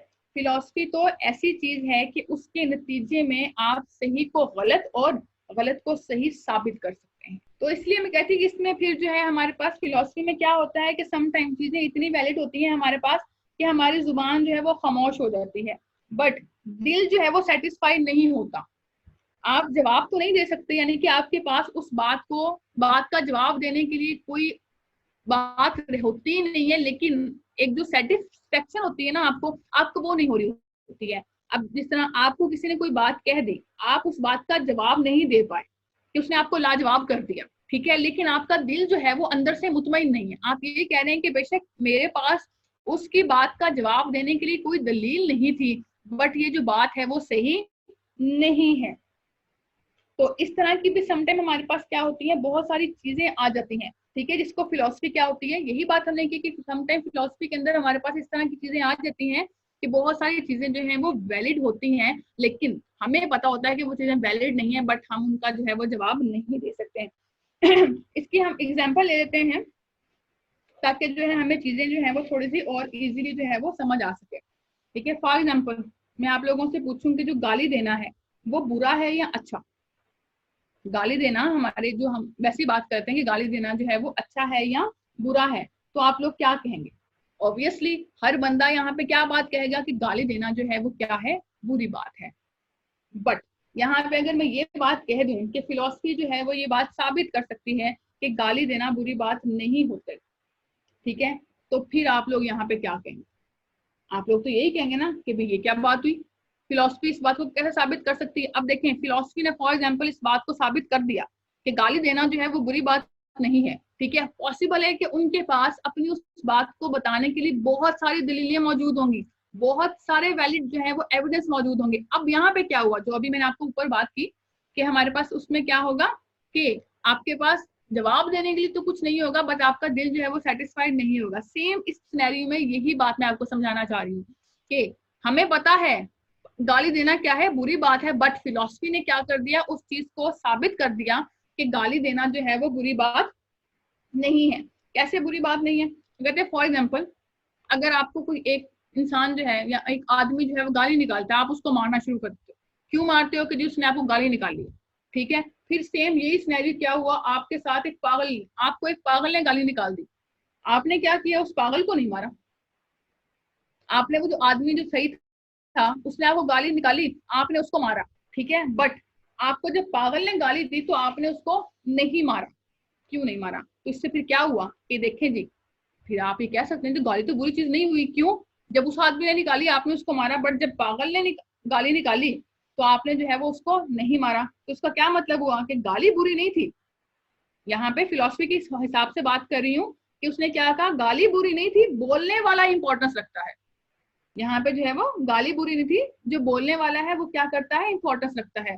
तो हम फिलॉसफी में फिर यही कहेगी, जो फिलॉसफी होती है हमारे पास यही कहेगी कि अगर गाली देना बुरा होता या गाली देना जो है वो बुरी बात होती तो क्या होता, हम यहाँ पे दोनों को मारते, चाहे वो पागल था चाहे वो क्या था, सही था। हमें यहाँ पे क्या था, दोनों को मारना था अगर गाली देना क्या होती, बुरी होती। और अगर बंदे को देखें, हम या बंदे को देखते हैं तो गाली बुरी नहीं है। क्यों? क्योंकि दोनों ने हम यहाँ पे ये सिचुएशन लगा लेते हैं कि जो हमारे पास गाली है ना वो कांस्टेंट है। एक ही गाली है जो उसने पागल ने भी निकाल दी, एक ही गाली है जो उस सही बंदे ने भी निकाल दी। दो सिचुएशन होगी हमारे पास। सिचुएशन हमने गाली उसमें हमने क्या कर दी है जी, कांस्टेंट कर दी है, सेम कर दी। बट एक सिचुएशन में आप क्या कर रहे हैं, एक बंदे को मार रहे हैं, और दूसरी सिचुएशन में हम क्या कर रहे हैं, उस बंदे की पिटाई नहीं कर रहे हैं, या दूसरी सिचुएशन में हम क्या कर रहे हैं, बंदे को छोड़ देंगे। तो यहाँ गाली हमारे पास क्या थी, कांस्टेंट थी। तो गाली अगर कांस्टेंट है तो आप भी क्या है, कांस्टेंट। डेफिनेटली इंसान भी वहां पे क्या थे, कांस्टेंट। दो इंसान ही थे ना, वो भी क्या थे, कांस्टेंट थे, और गाली भी हमारे पास क्या थी, कांस्टेंट थी। तो थर्ड वेरिएबल क्या है, तो बंदा है ना। तो इसका क्या मतलब हुआ कि गाली बुरी नहीं थी, बंदा बुरा है। इसका मतलब फिर यही हुआ ना कि गाली जो थी, फिलॉसफी की फिर ये बात साबित कर देगी कि गाली देना जो है वो बुरी बात नहीं है। बुरा कौन हुआ, वो बंदा हुआ। तो फिलॉसफी क्या कर देगी, इस बात को साबित कर देगी। लेकिन क्या ऐसे आप किसी की गाली जो है वो कबूल कर लेंगे? कभी भी नहीं। फिलॉसफी ने तो ये बात साबित कर दी ना, उसने कहा जी गाली हमने, हमारे पास दो सिचुएशन है, एक इंसान सही है, उसकी मेंटल सिचुएशन जो है सही, ये एक पागल है। आपने जो सही इंसान है उसने आपको गाली निकाली, आपने उसकी पिटाई कर दी। बट अगर वही गाली आपको पागल ने निकाली तो आपने क्या कर दिया, उसको छोड़ दिया। फिलॉसफी ने क्या कहा कि हम इस बात को साबित कर देंगे कि गाली जो है बुरी नहीं। उसने साबित कैसे किया, उसने दो सिचुएशन बना ली। उसने कहा गाली कांस्टेंट कर दे, इंसान भी हमारे पास क्या हो गए, कांस्टेंट हो गए, गाली भी यहाँ पे क्या होगी, कांस्टेंट हो गई। ठीक है, गाली भी सेम थी, इंसान भी सेम थे। तो यहाँ पे सिनेरियो क्या हुआ कि गाली बुरी नहीं थी, गाली निकालने वाला इंसान क्या था वहां पे, उसने बुरा बना दिया, जिसको उसने क्या हुआ, मारा, और दूसरे वाले को उसने जो है वो नहीं मारा। ठीक हो गया। बट यहाँ पे फिर यही बात कि फिलॉसफी ने बात तो साबित कर दी कि गाली जो है वो बुरी नहीं है। बट इस बेस पे कि फिलॉसफी ने ये बात साबित कर दी है, हम किसी की गाली कभी भी कबूल नहीं करेंगे। यानी कि अगर आपका दिमाग जो है वो फिलॉसफी के आगे झुक भी जाए, हम ये कहते हैं कि ठीक है जी हमने फिलॉसफी की दलीलें मान ली कि जी उसने, फिलॉसफी ने ये कहा, दलाइल ठीक थे, बट हमारा दिल जो है इस बात को कभी नहीं मानेगा। दिल जो है, हम अंदर सेटिस्फाइड नहीं होंगे कि फिलॉसफी बेशक कहती है कि गाली देना बुरी बात नहीं है, बट हमें पता है कि गाली देना क्या है, बुरी बात है। तो इसलिए हम जब फिलॉसफी की बात करते हैं तो इसमें बहुत सारे एस्पेक्ट चल रहे होते हैं, और बैक वक्त में हमारे पास बहुत सारे सिनेरियोज जो है वो होते हैं। यानी कि इसमें हम इख्तिलाफ करना चाहें, या कोई मसला हो या लड़ना हो या कुछ भी हो, जो मसला है सारे का सारा जो है हमें नजर आ रहा होता है। मुझे जो नजर आ रहा है वो आपको नजर नहीं आ रहा, और जो आपको नजर आ रहा है वो मुझे नजर नहीं आ रहा। हमें ये समझने की जरूरत है कि कौन कहाँ से खड़ा होकर क्या चीज देख रहा है या किस तरह से देख रहा है। और अगर हम डिफरेंट एंगल से, डिफरेंट सिनेरियोज का हमें पता चल जाए तो हम क्या कर सकते हैं, बहुत सारी चीजों को जो है आराम से उसकी पिक्चर जो है वो क्या कर सकते हैं, ड्रॉ कर सकते हैं, या बहुत सारी चीजों को हम क्या कर सकते हैं, बहुत ही इजीली अंडरस्टैंड कर सकते हैं या मालूम कर सकते हैं। चीजें देखना, चीजों को देखने में, चीजों को सोचने में, या अगर मैं आप लोगों से कहूँ कि ये कुछ पैसे हैं और मैं वो पैसे आप लोगों को दे दूं और कहूँ कि आप लोग बाजार जाएं और बाजार जाके जो है वो अपनी अपनी पसंद का खाना लेकर आ जाए, तो शायद तो रेयर चांस हो कि दो या तीन लोगों का खाना क्या हो, सिमिलर हो। बट यहाँ पे क्या होगा, जितने भी पर्सन हैं, जब मैं उन्हें खाना लेने के लिए भेजूंगी सब लोगों को, तो क्या होगा, हर पर्सन जो है वो क्या करेगा, अपने अपने हिसाब से जो है वो क्या करेगा, एक दूसरे से डिफरेंट चीजें ही लेकर आएगा। रेयर चांस होगा कि कोई दो से तीन लोगों की चीजें जो है, पॉसिबल है कि जो है वो एक जैसी हो जाए, बट ऐसा होता नहीं है। ठीक है, मैंने 5 से 6 लोगों को भी अगर खाना लेने के लिए भेजा है, उनको पैसे दिए हैं, तो जब वो वापस आएंगे तो सबकी चीजें क्या होंगी, एक दूसरे से जो है वो डिफरेंट लेकर आएंगे। ठीक है, मैं आप सबसे कहूंगी चले आप सब लोग जो है वो छत पे चले जाएं और जाके ड्राइंग करें किसी भी चीज की। ठीक है, जिसको आप अच्छा समझते हैं, जो आपको अच्छी लगती है। ठीक है, कोई स्काईलाइन ड्राई कर दें, कोई सीनरी ड्रॉ कर दें, जो आपको नजर आ रहा हो ना, किसी की भी कोई भी ड्राइंग जो है आप जो है वो ड्रॉ कर सकते हैं। ठीक हो गया। जो हमारे पास ड्राइंग थी वो क्या है, एक हकीकत से मुतल्लिक होगी, ठीक है, लेकिन एक दूसरे से डिफरेंट होगी। हकीकत से तो मुतल्लिक हुई, लेकिन क्या हुई, एक दूसरे से डिफरेंट हुई।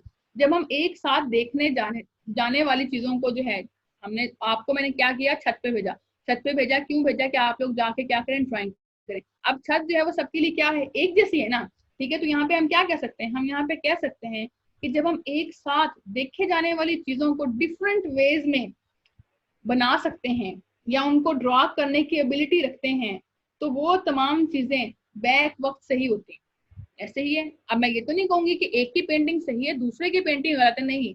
सेम टाइम पर जितने भी लोगों ने पेंटिंग बनाई है वो क्या है, हकीकत में पेंटिंग सब लोगों ने बनाई है, लेकिन वो क्या है, एक दूसरे से डिफरेंट है। चीजें चाहे सबको एक जैसी नजर आई, बट उनको ड्रॉ करने का मेथड या चीजों को देखने का जो अंदाज था वो सबका क्या था, एक दूसरे से डिफरेंट था।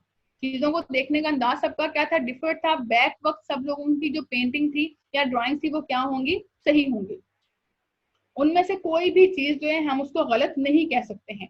तो हम कैसे कह सकते हैं कि फलां की रिसर्च जो है गलत है और फलां की रिसर्च जो है वो सही है। ठीक है, यही बात, अब ये बात बिल्कुल वैलिड है कि हमने ऊपर लोगों को भेजा, हर किसी ने क्या किया, अपने अपने हिसाब से चीजों को क्या किया, आइडेंटिफाई किया और अपना अपना काम शुरू कर दिया।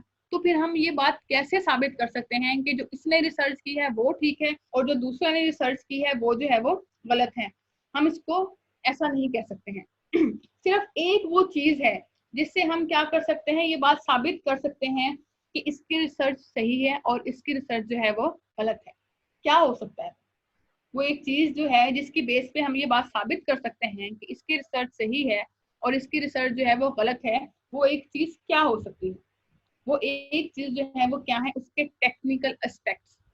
उसको जो रिसर्च है उसकी क्या है, टेक्निकल एस्पेक्ट्स हैं, जिसकी बेस पे हम क्या कर सकते हैं, ये चीज को आइडेंटिफाई कर सकते हैं कि किसकी रिसर्च जो है वो सही है और किसकी जो है वो गलत है। Technical aspects of the research, अगर किसी की टेक्निकल एस्पेक्ट जो है रॉन्ग होगी तो हम कह सकते हैं कि ये रिसर्च जो है वो गलत है। सिर्फ किस बेसिस पे हमने कहा, अगर उसकी जो टेक्निकल एस्पेक्ट जो है वो क्या हुए, गलत हो गए। फॉर एग्जाम्पल, चेयर है, चेयर की कितनी लेग्स होती हैं, हम कहते हैं चेयर की 4 लेग्स होती हैं। लेकिन अगर आपके पास 3 लेग वाली चेयर आ जाए, फिर आपके दिमाग में क्या आएगा, आप कभी उसको चेयर मानेंगे, आप कभी भी उस 3 लेग वाली को चेयर नहीं मानेंगे। क्यों, क्योंकि आपको पता है कि टेक्निकली चेयर वो होगी जिसके क्या होंगे, 4 लेग्स होंगे। सेम इसी तरीके से कार, हमारे पास कार होती है, कार के कितने व्हील्स होते हैं, 4 व्हील्स होते हैं। अगर कोई आपके पास 3 व्हील वाली कार ले और आपको कहे कि ये कार है, आप उसे कभी भी कार नहीं मानोगे। आप उसको कह दोगे कि जी ये तो रिक्शा है या ये कोई ट्राई मोटर, आप ऐसा कोई नाम जो है वो उसको दे देते हैं। इसका मतलब है कि जो कॉन्सेप्चुअल पार्ट है इसकी बहुत ज्यादा इंपॉर्टेंस, कॉन्सेप्चुअल पार्ट की हमारे पास यहाँ पे क्या है, बहुत ज्यादा इंपॉर्टेंस है कि हम किसी चीज के बारे में क्या कॉन्सेप्ट रखते हैं। रिसर्च का आगाज सबसे पहले कॉन्सेप्चुलाइजेशन ऑफ प्रॉब्लम से ही होता है। जो हमारे पास रिसर्च है उसका आगाज हमारे पास कहाँ से होता है, कॉन्सेप्चुलाइजेशन ऑफ द प्रॉब्लम जो है उससे हमारे पास क्या होता है, रिसर्च का आगाज होता है। कैसे, जिस तरीके से सेम अभी आप लोगों ने अपना सिनॉप्सिस बनाया है, तो सिनॉप्सिस के अंदर आपको सबसे पहले क्या कहा गया होगा, आपको क्या कहा कि अपनी अपनी प्रॉब्लम स्टेटमेंट बता दें कि आप लोगों की जो प्रॉब्लम स्टेटमेंट है वो है क्या। तो आप लोगों ने क्या किया, सबसे पहले आप लोगों ने अपनी प्रॉब्लम स्टेटमेंट को आइडेंटिफाई किया। प्रॉब्लम स्टेटमेंट, कौन सी प्रॉब्लम स्टेटमेंट, जिसपे आप क्या करना चाह रहे हैं, काम करना चाह रहे हैं, जिसको हम क्या कहते हैं, कॉन्सेप्चुलाइजेशन ऑफ प्रॉब्लम। ठीक है। तो रिसर्च में जब भी हम रिसर्च, सबसे पहली बात तो हमारे पास इंक्वायरी माइंड जो है वो होना कंपलसरी है। इंक्वायरी माइंड होने के बाद सबसे पहले हमारे पास कोई प्रॉब्लम होनी चाहिए, हमारे पास कोई प्रॉब्लम स्टेटमेंट है तभी तो हम रिसर्च करेंगे। अगर कोई प्रॉब्लम स्टेटमेंट है ही नहीं, कोई इश्यू है ही नहीं, तो रिसर्च कहाँ से होगी। तो रिसर्च का सबसे पहला स्टेप होता है वो हमारे पास कौन सा है, कॉन्सेप्चुलाइजेशन ऑफ प्रॉब्लम। ठीक है। अब यहाँ पे हम जो है, आपको समझ आ गई कि प्रॉब्लम स्टेटमेंट हमारे पास जो है वो बहुत ज्यादा इंपॉर्टेंस है इसके अंदर, क्योंकि प्रॉब्लम स्टेटमेंट जो है हमारे पास इसका एक बहुत ज्यादा इंपॉर्टेंट फैक्टर है। ठीक है। अब यहाँ पे मैं आपको एक एग्जांपल ले लेते हैं। ठीक है जी, एग्जांपल हमारे पास ये है मैं आप लोगों से कहूँ, आप लोगों में किसी से कहूँगे जी इंची टेप से जो है मेरा टेम्परेचर देख लें, इंची टेप लें और उससे क्या करें, मेरा टेम्परेचर देख लें, थर्मामीटर पकड़ें और उससे क्या करें, मेरी हाइट जो है वो मेजर कर दें। तो क्या आप ऐसा कर सकेंगे? अब सब लोग कहेंगे नो। क्यों नहीं? क्यों नहीं कर सकते? दोनों हमारे पास क्या है, मेजरमेंट स्केल है ना।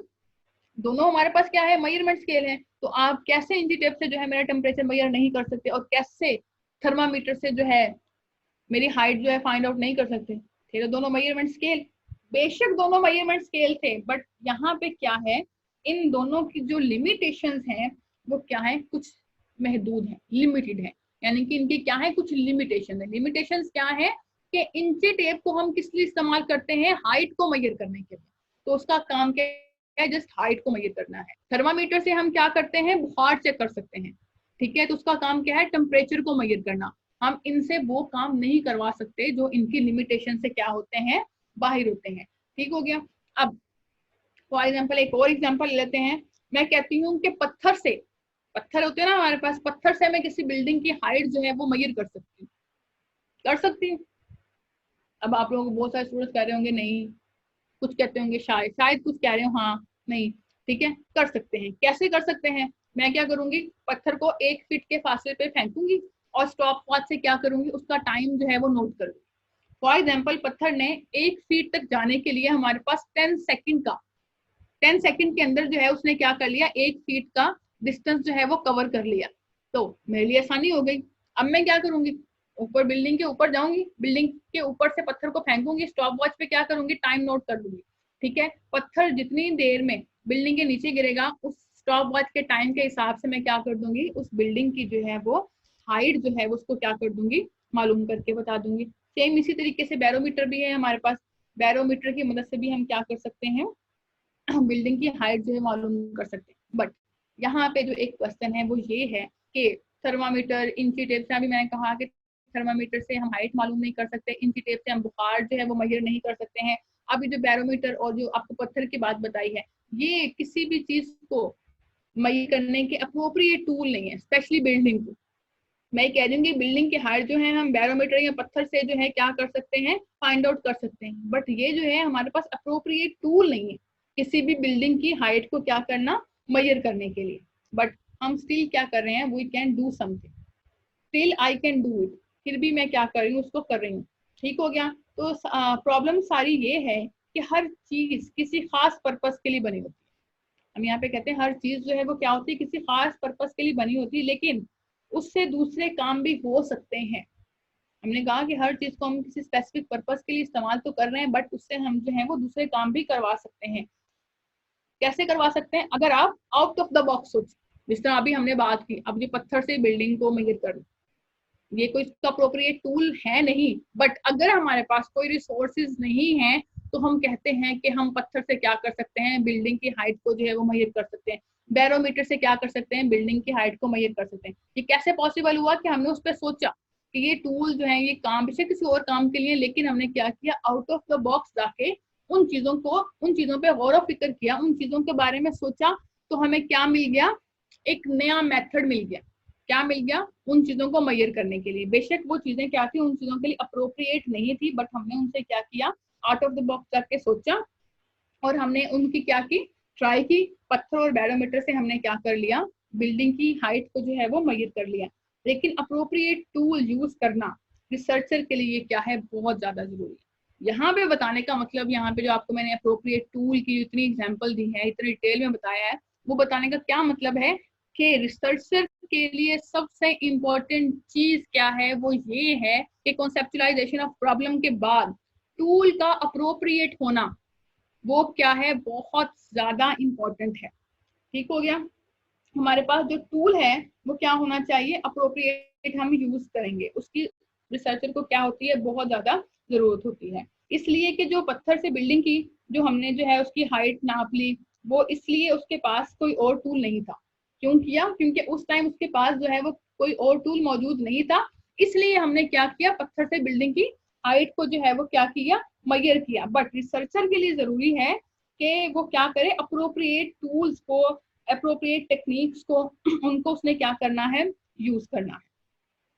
अगर उसको मेजरमेंट टूल और टेक्निक्स की सही, फॉर एग्जांपल हम कहते हैं जी रिसर्चर है, वो किसी चीज पे रिसर्च कर रहा है, रिसर्च कर रहा है, बट रिसर्च करते हुए उसे जो है अपने टूल्स का जो है वो सही से पता ही नहीं है कि उसने कौन से टूल्स को इस्तेमाल करना है, किस टूल्स का कहाँ पे यूज करना है, तो वो किस तरीके से जो है उन सब चीजों की जो है वो सही से मेजरमेंट कर सकेगा। वो कभी भी उन चीजों की सही से मेजरमेंट जो है वो नहीं कर पाएगा। क्यों नहीं कर पाएगा? क्यों? देखिए, रिसर्चर था ना, ये जो अभी हमने बिल्डिंग की हाइट जो है हमने मेजर की, वो क्यों किया? बिल्डिंग की हाइट मेजर करनी थी, वो तो हमने कर लीजिए, हमारे पास कोई और टूल नहीं था, हमने कर लिया। बट जब आपने किसी चीज को सर्च करना है, सर्च करने के लिए अगर आपके पास टूल अप्रोप्रिएट नहीं है, जब टूल अप्रोप्रिएट नहीं है तो आप ये बात कैसे कह सकते हैं कि आपके पास उस टूल से जो रिजल्ट्स आएंगे वो एक्यूरेट आएंगे? आपके जो रिजल्ट है वो एक्यूरेट नहीं होंगे। जब आपके रिजल्ट एक्यूरेट नहीं हुए तो आपकी जो रिसर्च है वो ऑथेंटिक कैसे होगी? वो कभी भी ऑथेंटिक नहीं होगी। क्यों? क्योंकि उससे जो रिजल्ट है वो क्या है? एक्यूरेट नहीं आ रहे। जब रिजल्ट एक्यूरेट नहीं आ रहे हैं तो आपकी जो रिसर्च है उसका फायदा। हम रिसर्च इसीलिए कर रहे हैं ना कि हमने उससे क्या करना है? ऑथेंटिक जो रिजल्ट्स हैं वो क्या करने हैं? प्रोड्यूस करने हैं। तो जब रिजल्ट ऑथेंटिक नहीं आ रहे हैं तो हम उस रिसर्च का क्या करेंगे? इसलिए कहते हैं कि रिसर्चर का अपनी प्रॉब्लम स्टेटमेंट को अंडरस्टैंड करने के बाद जो उसका मेजर फोकस होता है वो उसके टूल्स पर होता है। जो हम मेथोडोलॉजी बनाते हैं ना, हमने एक मेथोडोलॉजी बनाई, आप लोगों ने अपने सेमेस्टर में, थर्ड सेमेस्टर में जब सिनॉप्सिस बनाया होगा तो प्रॉब्लम स्टेटमेंट के बाद आपने एक मेथोडोलॉजी बनाई होगी। उस मेथोडोलॉजी के साथ आपने बताया होगा, पॉसिबल है आपके साथ में मेंशन किया हो कि हम इन टूल्स पे जो है वो काम करना चाह रहे हैं। ठीक है, अब वहां पे क्या होगा? आपका टूल समटाइम ऐसा होता है कि जिससे हम सिनॉप्सिस करते हैं हम टूल्स लिख देते हैं कि हम इस टूल पे काम करना चाह रहे हैं, बट जिस टाइम हम उन टूल्स को पिक करते हैं या उस चीज पे, उन टूल्स पे काम करना स्टार्ट करते हैं, तो समटाइम ऐसा होता है कि वो टूल्स जो हैं वो वैसे हमें रिजल्ट प्रोड्यूस नहीं कर रहे होते जिस तरह के रिजल्ट हम चाह रहे होते हैं। तो तब हम क्या करते हैं? अप्रोप्रिएट टूल ढूंढते हैं, क्योंकि हमारे पास बहुत, कंप्यूटर साइंस में हमारे पास बहुत सारे टूल्स जो है वो मौजूद होते हैं। जिस टाइम हम अपनी प्रॉब्लम स्टेटमेंट डिफाइन करते हैं ना सिनॉप्सिस के अंदर, उस टाइम हम कोई भी चीज जो है वो रियल टाइम जो है वो इम्प्लीमेंट करके नहीं देखते हैं। कोई भी चीज हमने रियल टाइम में जो है वो इम्प्लीमेंट नहीं की होती है। हमने सिर्फ क्या किया होता है? हाँ, हमारा जो मेजर फोकस होता है ना वो हमारी प्रॉब्लम स्टेटमेंट के ऊपर होता है कि हमारी प्रॉब्लम स्टेटमेंट है क्या। हमने उस पर फोकस किया था, हमने अपने प्रॉब्लम स्टेटमेंट को जो था वो बहुत ही अच्छे तरीके से क्या किया था?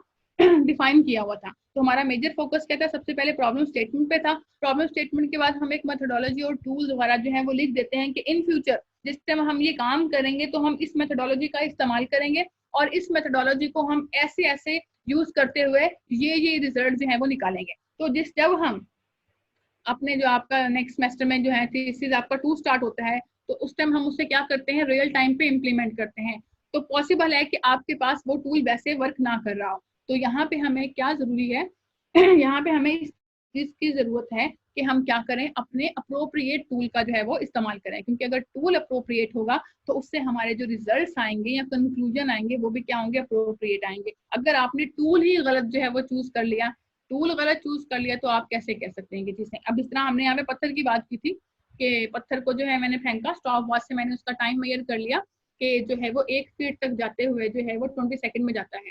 तो ये लाजमी तो नहीं है कि जिस टाइम मैं पत्थर को ऊपर से नीचे में बिल्कुल एक्यूरेट जो है मेरे पास जो है वो फिगर है। बेशक मैं उसका मेजर कर सकती हूँ, लेकिन 19-20 हो सकती है, 20-22 भी हो सकती है। लेकिन कंप्यूटर साइंस में या किसी भी रिसर्च एरा में अगर हम जाएं तो हमें जो है वो चांस नहीं लेना। जो रिजल्ट है वो हमारे पास क्या होंगे? हमेशा अप्रोप्रिएट होंगे। हम ये नहीं कह सकते हैं कि जी इसमें 19-20 का थोड़ा सा फर्क है, ऐसा कभी भी नहीं होता।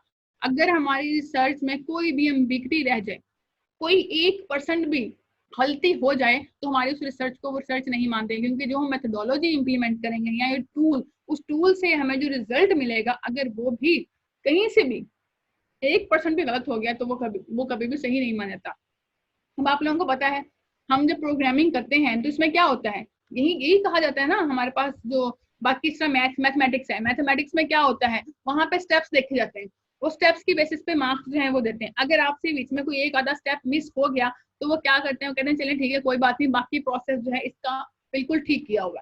ठीक है, आप पेपर वर्क की बात अभी ना करें। अगर हम कंप्यूटर साइंस में प्रोग्रामिंग कर रहे हैं, हम पेपर वर्क की बात ना करें। आप सिर्फ ये देखें कि आप जो है उस चीज को रियल टाइम में क्या कर रहे हैं? इंप्लीमेंट कर रहे हैं। ठीक हो गया, आपका एक्सटर्नल सुपरवाइजर जो है आपका थीसिस चेक करने हैं, एवेल्युएशन करने के लिए आए हुए हैं। ठीक है, आपके कोड के अंदर, क्योंकि हमारे पास जब भी हम थीसिस में चीजें इंप्लीमेंट करते हैं, कुछ उसमें हम जो है कुछ प्रोग्रामिंग लैंग्वेजेस का भी इस्तेमाल करते हैं, कुछ और चीजों को भी इस्तेमाल करते हैं। तो हर प्रोग्रामिंग लैंग्वेज के जो रूल एंड रेगुलेशन होते हैं वो एक दूसरे से डिफरेंट होते हैं, ठीक है। तो इसमें हम क्या कहते हैं, हम कहते हैं कि अगर आपने वहां पे कोई सिंटेक्स लिखा है, ठीक है, आपसे सिंटेक्स लिखते हुए कहीं पे एक मिस्टेक, ज्यादा भी नहीं, एक, आप लोगों ने सी प्लस प्लस पढ़ी होगी, जावा वगैरह पढ़ी होगी, अब हम सी प्लस प्लस की बात करें, आप अगर उसके लास्ट में कहीं पे टर्मिनेटर नहीं लगाते तो कभी भी कंपाइलर जो है आपके रिजल्ट प्रोवाइड नहीं करता। हालांकि गलती क्या है, सिर्फ और सिर्फ एक टर्मिनेटर की गलती है, ज्यादा गलती नहीं है, सिर्फ एक टर्मिनेटर की गलती है। उस टर्मिनेटर की वजह से आपको जो कंपाइलर है आपके रिजल्ट नहीं दे रहा। तो सेम इसी तरीके से हम रिसर्च के अंदर जो है वो इतना सा रिस्क भी नहीं ले सकते हैं कि अगर 1% भी हमारे पास जो आंसर गलत आए तो उसको हम क्या कहेंगे, टोटली गलत कहेंगे। तो इसलिए हम क्या कहते हैं कि जब हम रिसर्च करते हैं अपनी प्रॉब्लम स्टेटमेंट के बाद हमारा सबसे पहला फोकस जो होता है वो हमारा किस पे होता है, हमारे टूल्स पे होता है, कि हम रिसर्च के लिए जो टूल्स का इस्तेमाल कर रहे हैं वो टूल्स हमारे पास क्या हो, अप्रोप्रिएट। ठीक है जी, अब जो यहाँ पे स्लाइड्स हैं हम उनको देख लेते हैं। हमारे पास रिसर्च मेथोडोलॉजी की स्लाइड्स हैं। ये सारी चीजें वैसे मैंने भी आप लोगों को बता भी दी है कि इस कोर्स के अंदर जो है हम क्या पढ़ रहे हैं, हम रिसर्च के बारे में पढ़ रहे हैं कि हमारी जो रिसर्च होनी चाहिए उसके जो टेक्निक्स और उसके जो प्रोसेस होने चाहिए वो क्या होने चाहिए, बिल्कुल ही ठीक होने चाहिए। उसके अंदर हमें किसी भी किस्म का कोई भी रिस्क नहीं लेना है, क्योंकि हमारी जो रिसर्च होती है वो बहुत ही गुड क्वालिटी की होनी चाहिए। समटाइम हम ऐसे कहते हैं कि अगर हमारी रिसर्च बहुत ज्यादा वैलिड हो तो हमारे रिसर्च थीसिस जो है वो भी क्या हो जाते हैं, पब्लिश होते हैं। वो तब पब्लिश होते हैं अगर वो बहुत ज्यादा वैलिड हो, ठीक है, बहुत अच्छा आपने जो है उसको लिखा हो, तो हम क्या करते हैं उसको जो है वो पब्लिश करवा सकते हैं। तो इसके अंदर हमारे पास कुछ टेक्निक्स और कुछ प्रोसेस जिनकी अभी हमने बात की है वो सब इसके अंदर क्या होते हैं, इंक्लूड होते हैं, जिसकी मदद से हम क्या करते हैं, अपनी रिसर्च को जो है वो आगे लेकर जाते हैं। ठीक है, अब इसके अंदर जो उसने बताया है कि सब्जेक्ट के अंदर हमारे पास क्या है, बिल्कुल ऐसे ही है, हमारे पास केस बेस्ड लर्निंग अप्रोच है, जिसके अंदर स्टूडेंट्स क्या करेंगे, अपनी अपनी प्रॉब्लम या अपने अपना रिसर्च एरिया उसको क्या करेंगे, सिलेक्ट करेंगे। रिसर्च एरिया सिलेक्ट करने के बाद वो क्या करेंगे, उस हिसाब से अपनी अपनी मेथोडोलॉजी को और अपनी अपनी प्रॉब्लम स्टेटमेंट को क्या करेंगे, सिलेक्ट करेंगे कि वो किस प्रॉब्लम को जो है वो सॉल्व करने जा रहे हैं। उसके बाद वो कहते हैं कि आप इस चीज को किस तरह से लेते हैं, कहते हैं जिसमें आप रिसर्च करते हैं तो आप किस काबिल हो सकते हैं, आप इस काबिल हो सकते हैं, आप किसी भी चीज को क्रिटिकली जो है वो पढ़ सकते हैं। हमारे पास रिसर्च पेपर है ना, अगर आप लोगों ने कभी रिसर्च पेपर नहीं पढ़े ना, आपको अगर मैं ये कहूँ जी आप लोग रिसर्च पेपर बल्कि आप लोगों को पढ़ने चाहिए, मैं आपसे ये कह दूं ना कि आपको एक रिसर्च पेपर पढ़ें, आप उस रिसर्च पेपर को पढ़ेंगे आपको कुछ चीज समझ ही नहीं आनी, लिखना तो भी बहुत दूर की बात है, आपको पॉसिबल है कि चीजें समझ ही नहीं आएंगी। एक दफा पढ़ेंगे आपको कुछ समझ नहीं आया, 2 दफा 3 दफा 4 दफा, आप आहिस्ता आहिस्ता उन चीजों को क्या करते जाएंगे, पढ़ते जाएंगे। तो जैसे जैसे आप रिसर्च की तरफ आगे आगे मूव करते जाएंगे तो आप किस काबिल हो जाएंगे, आप किसी भी चीज को बहुत ही क्रिटिकली जो है वो एनालाइज कर सकेंगे। आपको चीजों को क्या होना शुरू हो जाएगी, समझ आना शुरू हो जाएगी। आज मैं आपसे कहूँ कि एक रिसर्च पेपर पढ़े आज, और आज के बाद से डेली बेसिस पे आप क्या करो, एक एक रिसर्च पेपर पढ़ो। आप क्या करो, एक रिसर्च पेपर पकड़ो, रिसर्च पेपर को रीड आउट करो, और उसको रीड आउट करने के बाद आप मुझे बताइएगा आपने वो रिसर्च पेपर कितनी देर में रीड आउट किया और आपको उस रिसर्च पेपर से क्या क्या समझ आया। ठीक हो गया। यही बात अगर मैं आपसे 1 साल बाद पूछूं कि मुझे एक रिसर्च पेपर पढ़ के दें, तो फिर देखिएगा कि आज जब आप पहली दफा पढ़ रहे हो तब आपने उस रिसर्च पेपर को पढ़ने में कितना टाइम लगाया और उसको समझने में आपको जो है वो कितनी मुश्किलात का सामना करना पड़ा, और आज आप रिसर्च पेपर को जो है वो किस तरीके से जो है वो इजीली जो है पढ़कर अंडरस्टैंड करके जो है वो बता रहे हैं। फिर इसमें हमारे पास क्या, हमारे जो राइटिंग के स्टाइल्स होते हैं वो बहुत ज्यादा बेटर हो जाते हैं, हम चीजों को ऑर्गेनाइज किस तरह से कर रहे हैं, किस तरह से हम अपने थीसिस को बेटर कर सकते हैं, ये सारी चीजें जो है आपके पास आ जाती हैं। फिर इसके जो है कुछ लर्निंग ऑब्जेक्टिव हैं कि हमें इससे होता क्या है, जब हम रिसर्च करते हैं तो रिसर्च करने से जो हमारा नॉलेज है ना वो और ज्यादा से ज्यादा इंक्रीज होता है। कैसे, समटाइम ऐसा होता है हम कोई चीज रिसर्च कर रहे होते हैं, पॉसिबल है उस रिसर्च के अलावा भी हमें जो है बहुत सारी चीजें जो है हमारे नॉलेज में आ जाती हैं। रिसर्च का मतलब क्या होता है, बारी बारी रिसर्च करना, बट रिसर्च से हमारा जो नॉलेज होता है ना वो क्या होता है, बहुत ज्यादा इंक्रीज हो जाता है, और हम इस काबिल भी हो जाते हैं, अगर रिसर्च पेपर्स को या चीजों को हम इतना पढ़ना शुरू कर दें तो हम इस काबिल हो जाते हैं कि हम किसी भी चीज को जो है वो क्रिटिकली बड़ी ही आराम के साथ जो है वो पढ़ सकते हैं, और हम जो है रिसर्च का प्रोसेस कैसे होना है उन सब चीजों से भी क्या होते हैं, बड़े ही आराम के साथ क्लियर हो जाते हैं। फिर उसका दूसरा ऑब्जेक्टिव है, इसके अंदर हमारे पास जो है वो कहते हैं कि ठीक है, आप रिसर्च में हमारे पास क्या होते हैं, राइटिंग के और ओरल कम्युनिकेशन स्किल्स, वो भी हमारे पास हम कहते हैं इस काबिल भी कैसे, अगर आपको रिसर्च करनी आ गई है, आपके अंदर कॉन्फिडेंस इतना है, आपके कम्युनिकेशन स्किल्स इतने हैं, तो आप जो है वो कॉन्फ्रेंसेज होती हैं जनरल वगैरह में ना रिसर्च की, आप वहाँ आपने कोई रिसर्च पेपर लिखा है तो आप वहाँ पे जा सकते हैं, वहाँ पे अपनी रिसर्च को डिफाइन कर सकते हैं। ऐसे ही किसी के साथ, जिस तरह हम लोग आपस में, मैं आपको लेक्चर दे रही हूँ, बातें कर रही हैं, हम अपनी रिसर्च को एक दूसरे के साथ जो है वो डिस्कस कर सकते हैं कि आपने अपनी रिसर्च की है, उसके अंदर कौन से टूल जो थे वो अप्रोप्रिएट थे, आपने उनको इस्तेमाल किया, और रिसर्च के एथिक्स को बीच में आपने क्या किया इन्वॉल्व। जिस तरह अभी वो एक स्टूडेंट थे, उन्होंने बात की थी एग्जिस्टिंग और जो था प्रपोज वर्क में, कि आपने ये भी, उसमें हमने ये भी ख्याल करना है कि हमारी जो रिसर्च है उसमें हमने क्या करना है, रिसर्च के एथिक्स का भी पूरे का पूरा ख्याल करना है। रिसर्च एथिक्स का कैसा ख्याल करना है कि किसी का किया हुआ काम जो है हमने अपनी रिसर्च के अंदर कभी भी रिप्रेजेंट नहीं करना है, अगर करना है तो हमने उसे कैसे करना है, बीच में उसका रेफरेंस डालना है। ये क्या होगा, किसी और का काम अपने नाम से रिप्रेजेंट करना, वो क्या है, रिसर्च एथिक्स के खिलाफ है। तो हमने ये भी ख्याल करना है कि हमारी रिसर्च के अंदर कोई भी इस तरह का रिसर्च एथिक जो है वो इंक्लूड ना हो। फिर हम आ जाती है सुपरवाइजर के बाद के सुपरवाइजर। सुपरवाइजर आपका कोई भी हो सकता है, आपका कोई प्रोफेसर हो सकता है, कोई टीचर हो सकता है, कोई रिसर्चर जिसकी रिसर्च बहुत अच्छी है वो हो सकता है, कोई आपका डिपार्टमेंट में एडमिनिस्ट्रेशन स्टाफ, कोई भी पर्सन जो है वो आपका सुपरवाइजर हो सकता है। ये कोई बाउंड्री नहीं है या कोई रिस्ट्रिक्शन नहीं है कि जी ये प्रोफेसर है तो इसी नहीं, कोई भी जिसको जो है रिसर्च के बारे में बहुत वास्ट एक्सपीरियंस है, रिसर्च के बारे में बहुत सारी नाउ हाउ है, उसने बहुत सारी रिसर्चेस करवाई हैं, वो आपका क्या हो सकता है, सुपरवाइजर हो सकता है। फिर आप अपने आप को किस तरह से डिफाइन करेंगे, आप स्टूडेंट्स हैं तो आपको पता है कि आपकी डिग्री की रिक्वायरमेंट भी है कि आपने क्या करना है, थीसिस का काम जो है आप लोगों ने करना ही करना है।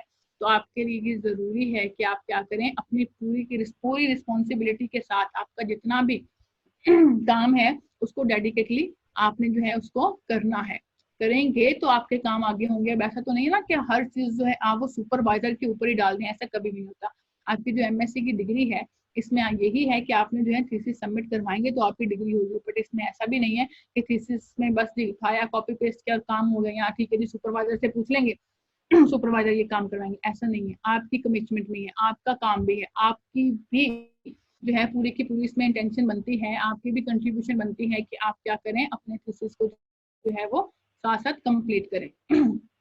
इसमें जो है फिर यहाँ पे बैचलर कंप्यूटर साइंस के स्टूडेंट्स के लिए आ गया है कि जी अगर आप बैचलर कर रहे हैं कंप्यूटर साइंस में तो आपके पास क्या क्या होना चाहिए। वो कहते हैं फॉर एग्जाम्पल अगर आपके पास कोई एक डिवाइस या कोई सिनेरियो अवेलेबल है, उसका एल्गोरिदम भी है, आपके पास उसका डिजाइन भी है, तो आपका काम बनता है कि उसके अंदर आप क्या करें, कोई भी छोटा सा एक स्मॉल सिस्टम जो है वो अवेलेबल डिजाइन आपके पास, मैंने क्या कहा, आप ये कहें कि आपके पास कोई डिजाइन एल्गोरिदम जो है, डिवाइसेस जो है वो पहले से मौजूद हैं, उन पहले से मौजूद तमाम चीजों के अंदर आप क्या करें, एक छोटा सा कोई भी चीज है उसको इम्प्लीमेंट करके देखें।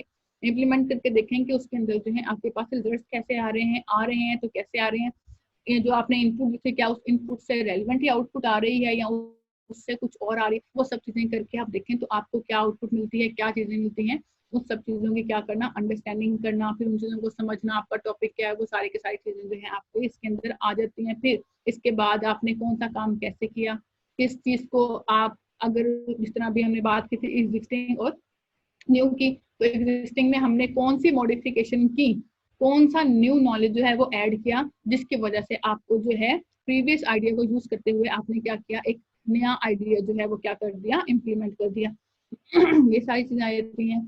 फिर मास्टर्स डिग्री में भी हमारे पास जो है वो सेम इसी तरह की चीजें आती हैं, ये आप जो है इसको रीड आउट कर लीजिएगा।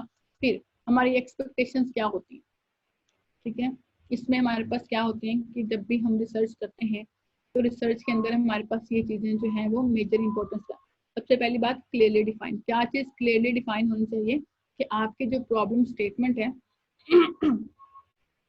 वो आपने क्या करनी है, बिल्कुल क्लियरली डिफाइन करनी है, उसमें कोई एम्बिगिटी नहीं होनी चाहिए, कोई ऐसी बात नहीं होनी चाहिए कि बात जो है वो डबल मीनिंग हो।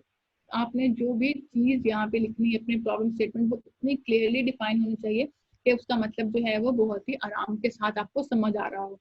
फिर आपकी जो रिसर्च हो वो बहुत ज़्यादा इंटरेस्टिंग होनी चाहिए, चैलेंजिंग होनी चाहिए, ठीक है, फिजिबल होनी चाहिए कि आपके पास उसके तमाम के तमाम रिसोर्सेज जो हैं वो क्या होने चाहिए, गिवन होने चाहिए। ऐसा ना हो कि आप कोई ऐसी रिसर्च ले लें जिससे रेलिवेंट आपको पॉसिबल है डाटा ही ना मिल रहा हो, ऐसे काम आपने नहीं करने हैं।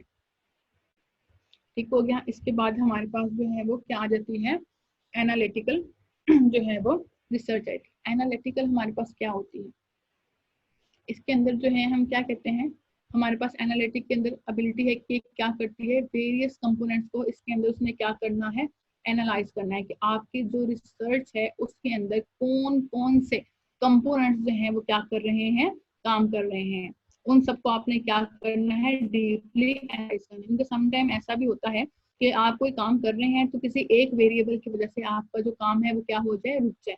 तो अगर ऐसा कुछ होता है, किसी भी वेरिएबल की वजह से आपका कोई काम रुकता है, तो आपको क्या है, उसको एनालाइज, एनालाइज का मतलब भी क्या होता है, तज्जिया करना, किसी चीज पे गौर व फिक्र करना। तो अगर आप में ये एबिलिटी भी होनी चाहिए कि अगर आपकी रिसर्च के दौरान वहां पे आपको कोई प्रॉब्लम फेस करना पड़ जाए, ठीक है, किसी भी कंपोनेंट्स की वजह से, किसी एक या एक से ज्यादा कंपोनेंट की वजह से, तो आपके अंदर इतनी एबिलिटी मौजूद हो कि आप उसको क्या करो, डीपली एनालाइज कर लें, और एनालाइज करने के बाद आप उस चीज को आइडेंटिफाई कर दें कि अच्छा जी, इस फैक्टर की वजह से मेरे काम के अंदर जो है ये प्रॉब्लम जो है वो क्रिएट हो रही है, ताकि आप उस इशू को जो है वो क्या कर सके, रिजॉल्व कर सकें। ठीक है। फिर लिटरेचर, लिटरेचर का मतलब क्या होता है, लिटरेचर रिव्यू होता है कि हमारे पास इस तरह होता है कि जब हम काम करते हैं तो सिर्फ ऐसा नहीं कि जो काम आप कर रहे हैं वो सिर्फ आप पे इंटरेस्ट का हो, बहुत सारे लोगों का भी उसके अंदर जो है हमारे पास जो है वो इंटरेस्ट हो सकता है। इंटरेस्ट कैसे हो सकता है कि जो काम मैं कर रही हूँ, वैसे तो नहीं कि पहली बार मैं जो काम कर रही हूँ, वो पॉसिबल है कि मेरे काम से मिलता जुलता काम पहले किसी और ने भी किया हो, तो मैं क्या करूंगी, उस लिटरेचर का भी क्या करूंगी, पढ़ लूंगी या उसका रिव्यू कर लूंगी। किस तरह से रिव्यू कर लूंगी, मैं जो काम कर रही हूँ या मेरा जो टॉपिक है, मैं उसे क्या करूंगी, सर्च करूंगी, उस टॉपिक से रेलिवेंट मुझे जो भी रिसर्च पेपर्स या जो भी रेलिवेंट मटेरियल नजर आएगा, मैं उसे क्या करूंगी, पूरे के पूरे को रीड आउट करूंगी। और अगर मुझे कहीं लगता है कि ये चीज मेरी रिसर्च के अंदर इस्तेमाल हो सकती है, तो उसको मैं क्या कर दूंगी, नोट डाउन कर लूंगी, हाईलाइट करके अपने पास क्या कर दूंगी, रख लूंगी। लिटरेचर का मतलब होता है कि आपका जो काम है, आपके काम से मिलता जुलता पहले से किया गया काम, ये हमारे पास क्या होता है, लिटरेचर रिव्यू होता है। ठीक हो गया। उसके बाद हमारे पास आता है कॉन्टेक्चुअलाइजेशन। अब ये हमारे पास क्या होता है, एक रिसर्चर के अंदर हम ये कहते हैं कि एबिलिटी होनी चाहिए कि वो क्या करें, उसके जो प्रॉब्लम है उसको क्या करे, एक्सपीरियंस करे। ठीक है। अगर किसी सिनेरियो में जाके उसके प्रॉब्लम, उसके जो है काम के अंदर कोई इशू आ जाता है, तो उस इशू को इमीडिएटली उस इन्वायरमेंट के अंदर कैसे एडजस्ट करना है, उसको कैसे काम करवाना है उससे, वो सारे के सारी चीजें जो हैं वो एक रिसर्चर के अंदर जो है वो क्या होनी चाहिए। जिस तरह भी हमने बात की कि हम जो है जिस टाइम मेथोडोलॉजी अपनी प्रॉब्लम स्टेटमेंट लिखते हैं तो साथ में मेथोडोलॉजी भी बताते हैं, मेथोडोलॉजी बता देते हैं, मेथोडोलॉजी बताने के बाद हम वहाँ पे टूल भी लिखते हैं। तो समटाइम ऐसा होता है कि वो टूल जो है अप्रोप्रिएट वैसे काम नहीं कर रहे हैं, तो हम जब रियल टाइम में उस चीज को इम्प्लीमेंट करते हैं तो हम क्या करते हैं, according to environment, according to situation, हम क्या करते हैं, अपने टूल को जो है वो चेंज कर लेते हैं। तो यहाँ पे रिसर्चर के अंदर इतनी एबिलिटी होनी चाहिए कि इन केस अगर उसे कोई प्रॉब्लम को फेस करना पड़े, तो वो क्या करे, उस इन्वायरमेंट के हिसाब से इमीडिएटली अपनी चीज को जो है वो क्या कर दे, फाइंड आउट कर दे। फिर प्रॉब्लम फॉर्मुलेशन। अब इसमें हमारे पास क्या होता है, आप जब भी अपनी कोई प्रॉब्लम लिखते हैं, जब आपने वो लिखी है अपनी रिसर्च में, आपने अपनी प्रॉब्लम स्टेटमेंट लिखी है, तो आपने अपनी प्रॉब्लम स्टेटमेंट को जो है वो बहुत ही इजी वर्ड में लिखना है। क्या इन एक्चुअल आपकी प्रॉब्लम है क्या, या आप उस प्रॉब्लम पे कैसे काम करना चाह रहे हो, और उसके कौन कौन से फिजिबल सॉल्यूशंस हैं। जिस तरह अभी आपने अपना सिनॉप्सिस लिखा, बिल्कुल सेम वही बात, क्या प्रॉब्लम स्टेटमेंट है वो, क्या मेथोडोलॉजी है वो, और किस तरह से आप अपनी इस प्रॉब्लम स्टेटमेंट को जो है वो सॉल्व करेंगे, उनके तमाम फिजिबल स्ट्रेटेजीज या फिजिबल प्लान या मेथोडोलॉजी टूल्स जो भी आपने लिखने हैं, वो सारे के सारे आप क्या करेंगे, थ्योरेटिकल यहाँ पे एक्सप्लेन कर देंगे। फिर हमारे पास जो है वो सिंथेसिस, ये हमारे पास क्या होता है, इसमें हम क्या करते हैं, पॉसिबल सॉल्यूशंस देखते हैं। किस तरह से पॉसिबल सॉल्यूशन देखते हैं, समटाइम ऐसा होता है, जिस तरह भी हमने बताया, हमने डिसाइड किया था कि हमने अपनी प्रॉब्लम स्टेटमेंट को इस मेथड से जो है वो क्या करना है, सॉल्व करना है। बट जिस टाइम हम उसे रियल टाइम में इम्प्लीमेंट करने लगे, तो वो प्रॉब्लम जो है वो एक मेथड से सॉल्व ना हुई। पॉसिबल है हमें उस प्रॉब्लम को सॉल्व करने के लिए एक और वे निकालना पड़े, ठीक है, और उन दोनों वेज को हमें क्या करना पड़े, आपस में इंटीग्रेट करना पड़े, या उन दोनों को क्या करना पड़े, मिलाना पड़े, या एक टोटली क्या करना पड़े, न्यू और यूनिक सोल्यूशन जो है हमें क्या करना पड़े, उसके लिए निकालना पड़े। तो ये हमारे पास क्या होता है, सिंथेसिस होता है। कि समटाइम ऐसा होता है कि हम जिस सिचुएशन में जो हमने सोल्यूशन दिए होते हैं अपने सिनॉप्सिस में, तो वो काम नहीं कर रहे होते हैं, या वो एक सिंगल सोल्यूशन दिया होता है, उस सिंगल सोल्यूशन से जो हम रिजल्ट्स मेजर करना चाहते हैं वो नहीं आ रहे होते हैं। तो हम क्या करते हैं, कोई एक और सोल्यूशन भी साथ में निकाल लेते हैं और उन दोनों को क्या करते हैं, आपस में इंटीग्रेट करते हैं, या एक फर्दर बिल्कुल ही क्या करते हैं, न्यू सोल्यूशन जो है वो निकाल देते हैं। ठीक हो गया। उसके बाद कम्युनिकेशन, रिसर्चर का जो कम्युनिकेशन स्किल्स हैं वो क्या होने चाहिए, बहुत ज्यादा अच्छे होने चाहिए, ताकि वो अपनी रिसर्च को बहुत ही अच्छे या कंसाइज वे में लोगों के साथ क्या कर सके, कम्युनिकेट कर सके। लेकिन कब, जिस टाइम उसके सारे के सारा रिसर्च वर्क क्या हो जाए, कंप्लीट हो जाए, उसकी रिसर्च जो है वो पब्लिश हो जाए। कभी भी रिसर्च जिस टाइम हम कर रहे होते हैं ना, ड्यूरिंग रिसर्च जो है हम कहते हैं कि कभी भी अपनी रिसर्च की चीजें जो है हमें दूसरों के साथ शेयर नहीं करनी चाहिए। जब हमारी रिसर्च टोटल कंप्लीट हो जाए उसके बाद ही हम क्या करते हैं, अपनी रिसर्च को लोगों के साथ जो है फर्दर शेयर करते हैं। रिसर्च एथिक्स अभी आपको मैंने इस तरह बताया था कि रिसर्च एथिक्स के अंदर क्या है कि हमने कभी भी किसी का कोई आइडिया जो है वो चोरी नहीं करना, किसी का डाटा चोरी नहीं करना, ये सारे के सारे हमारे पास क्या है, रिसर्च एथिक्स के खिलाफ है। अगर हम ऐसा करते हैं तो हमारे रिसर्च के अंदर जो है वो क्या होता है, प्लेजरिज्म आ जाता है, जिससे हम क्या होते हैं, फ्रॉड साबित होते हैं कि हमने किसी और का आइडिया जो है वो क्या किया है किसी और का आइडिया लेके हमने जो है वो इम्प्लीमेंट कर दिया है। ठीक है, ये थी हमारे पास रिसर्च। आज जो है वो फिर हम इतना इसको देख लेते हैं, बाकी चीजें जो है हम इसकी बाद में देख लेंगे।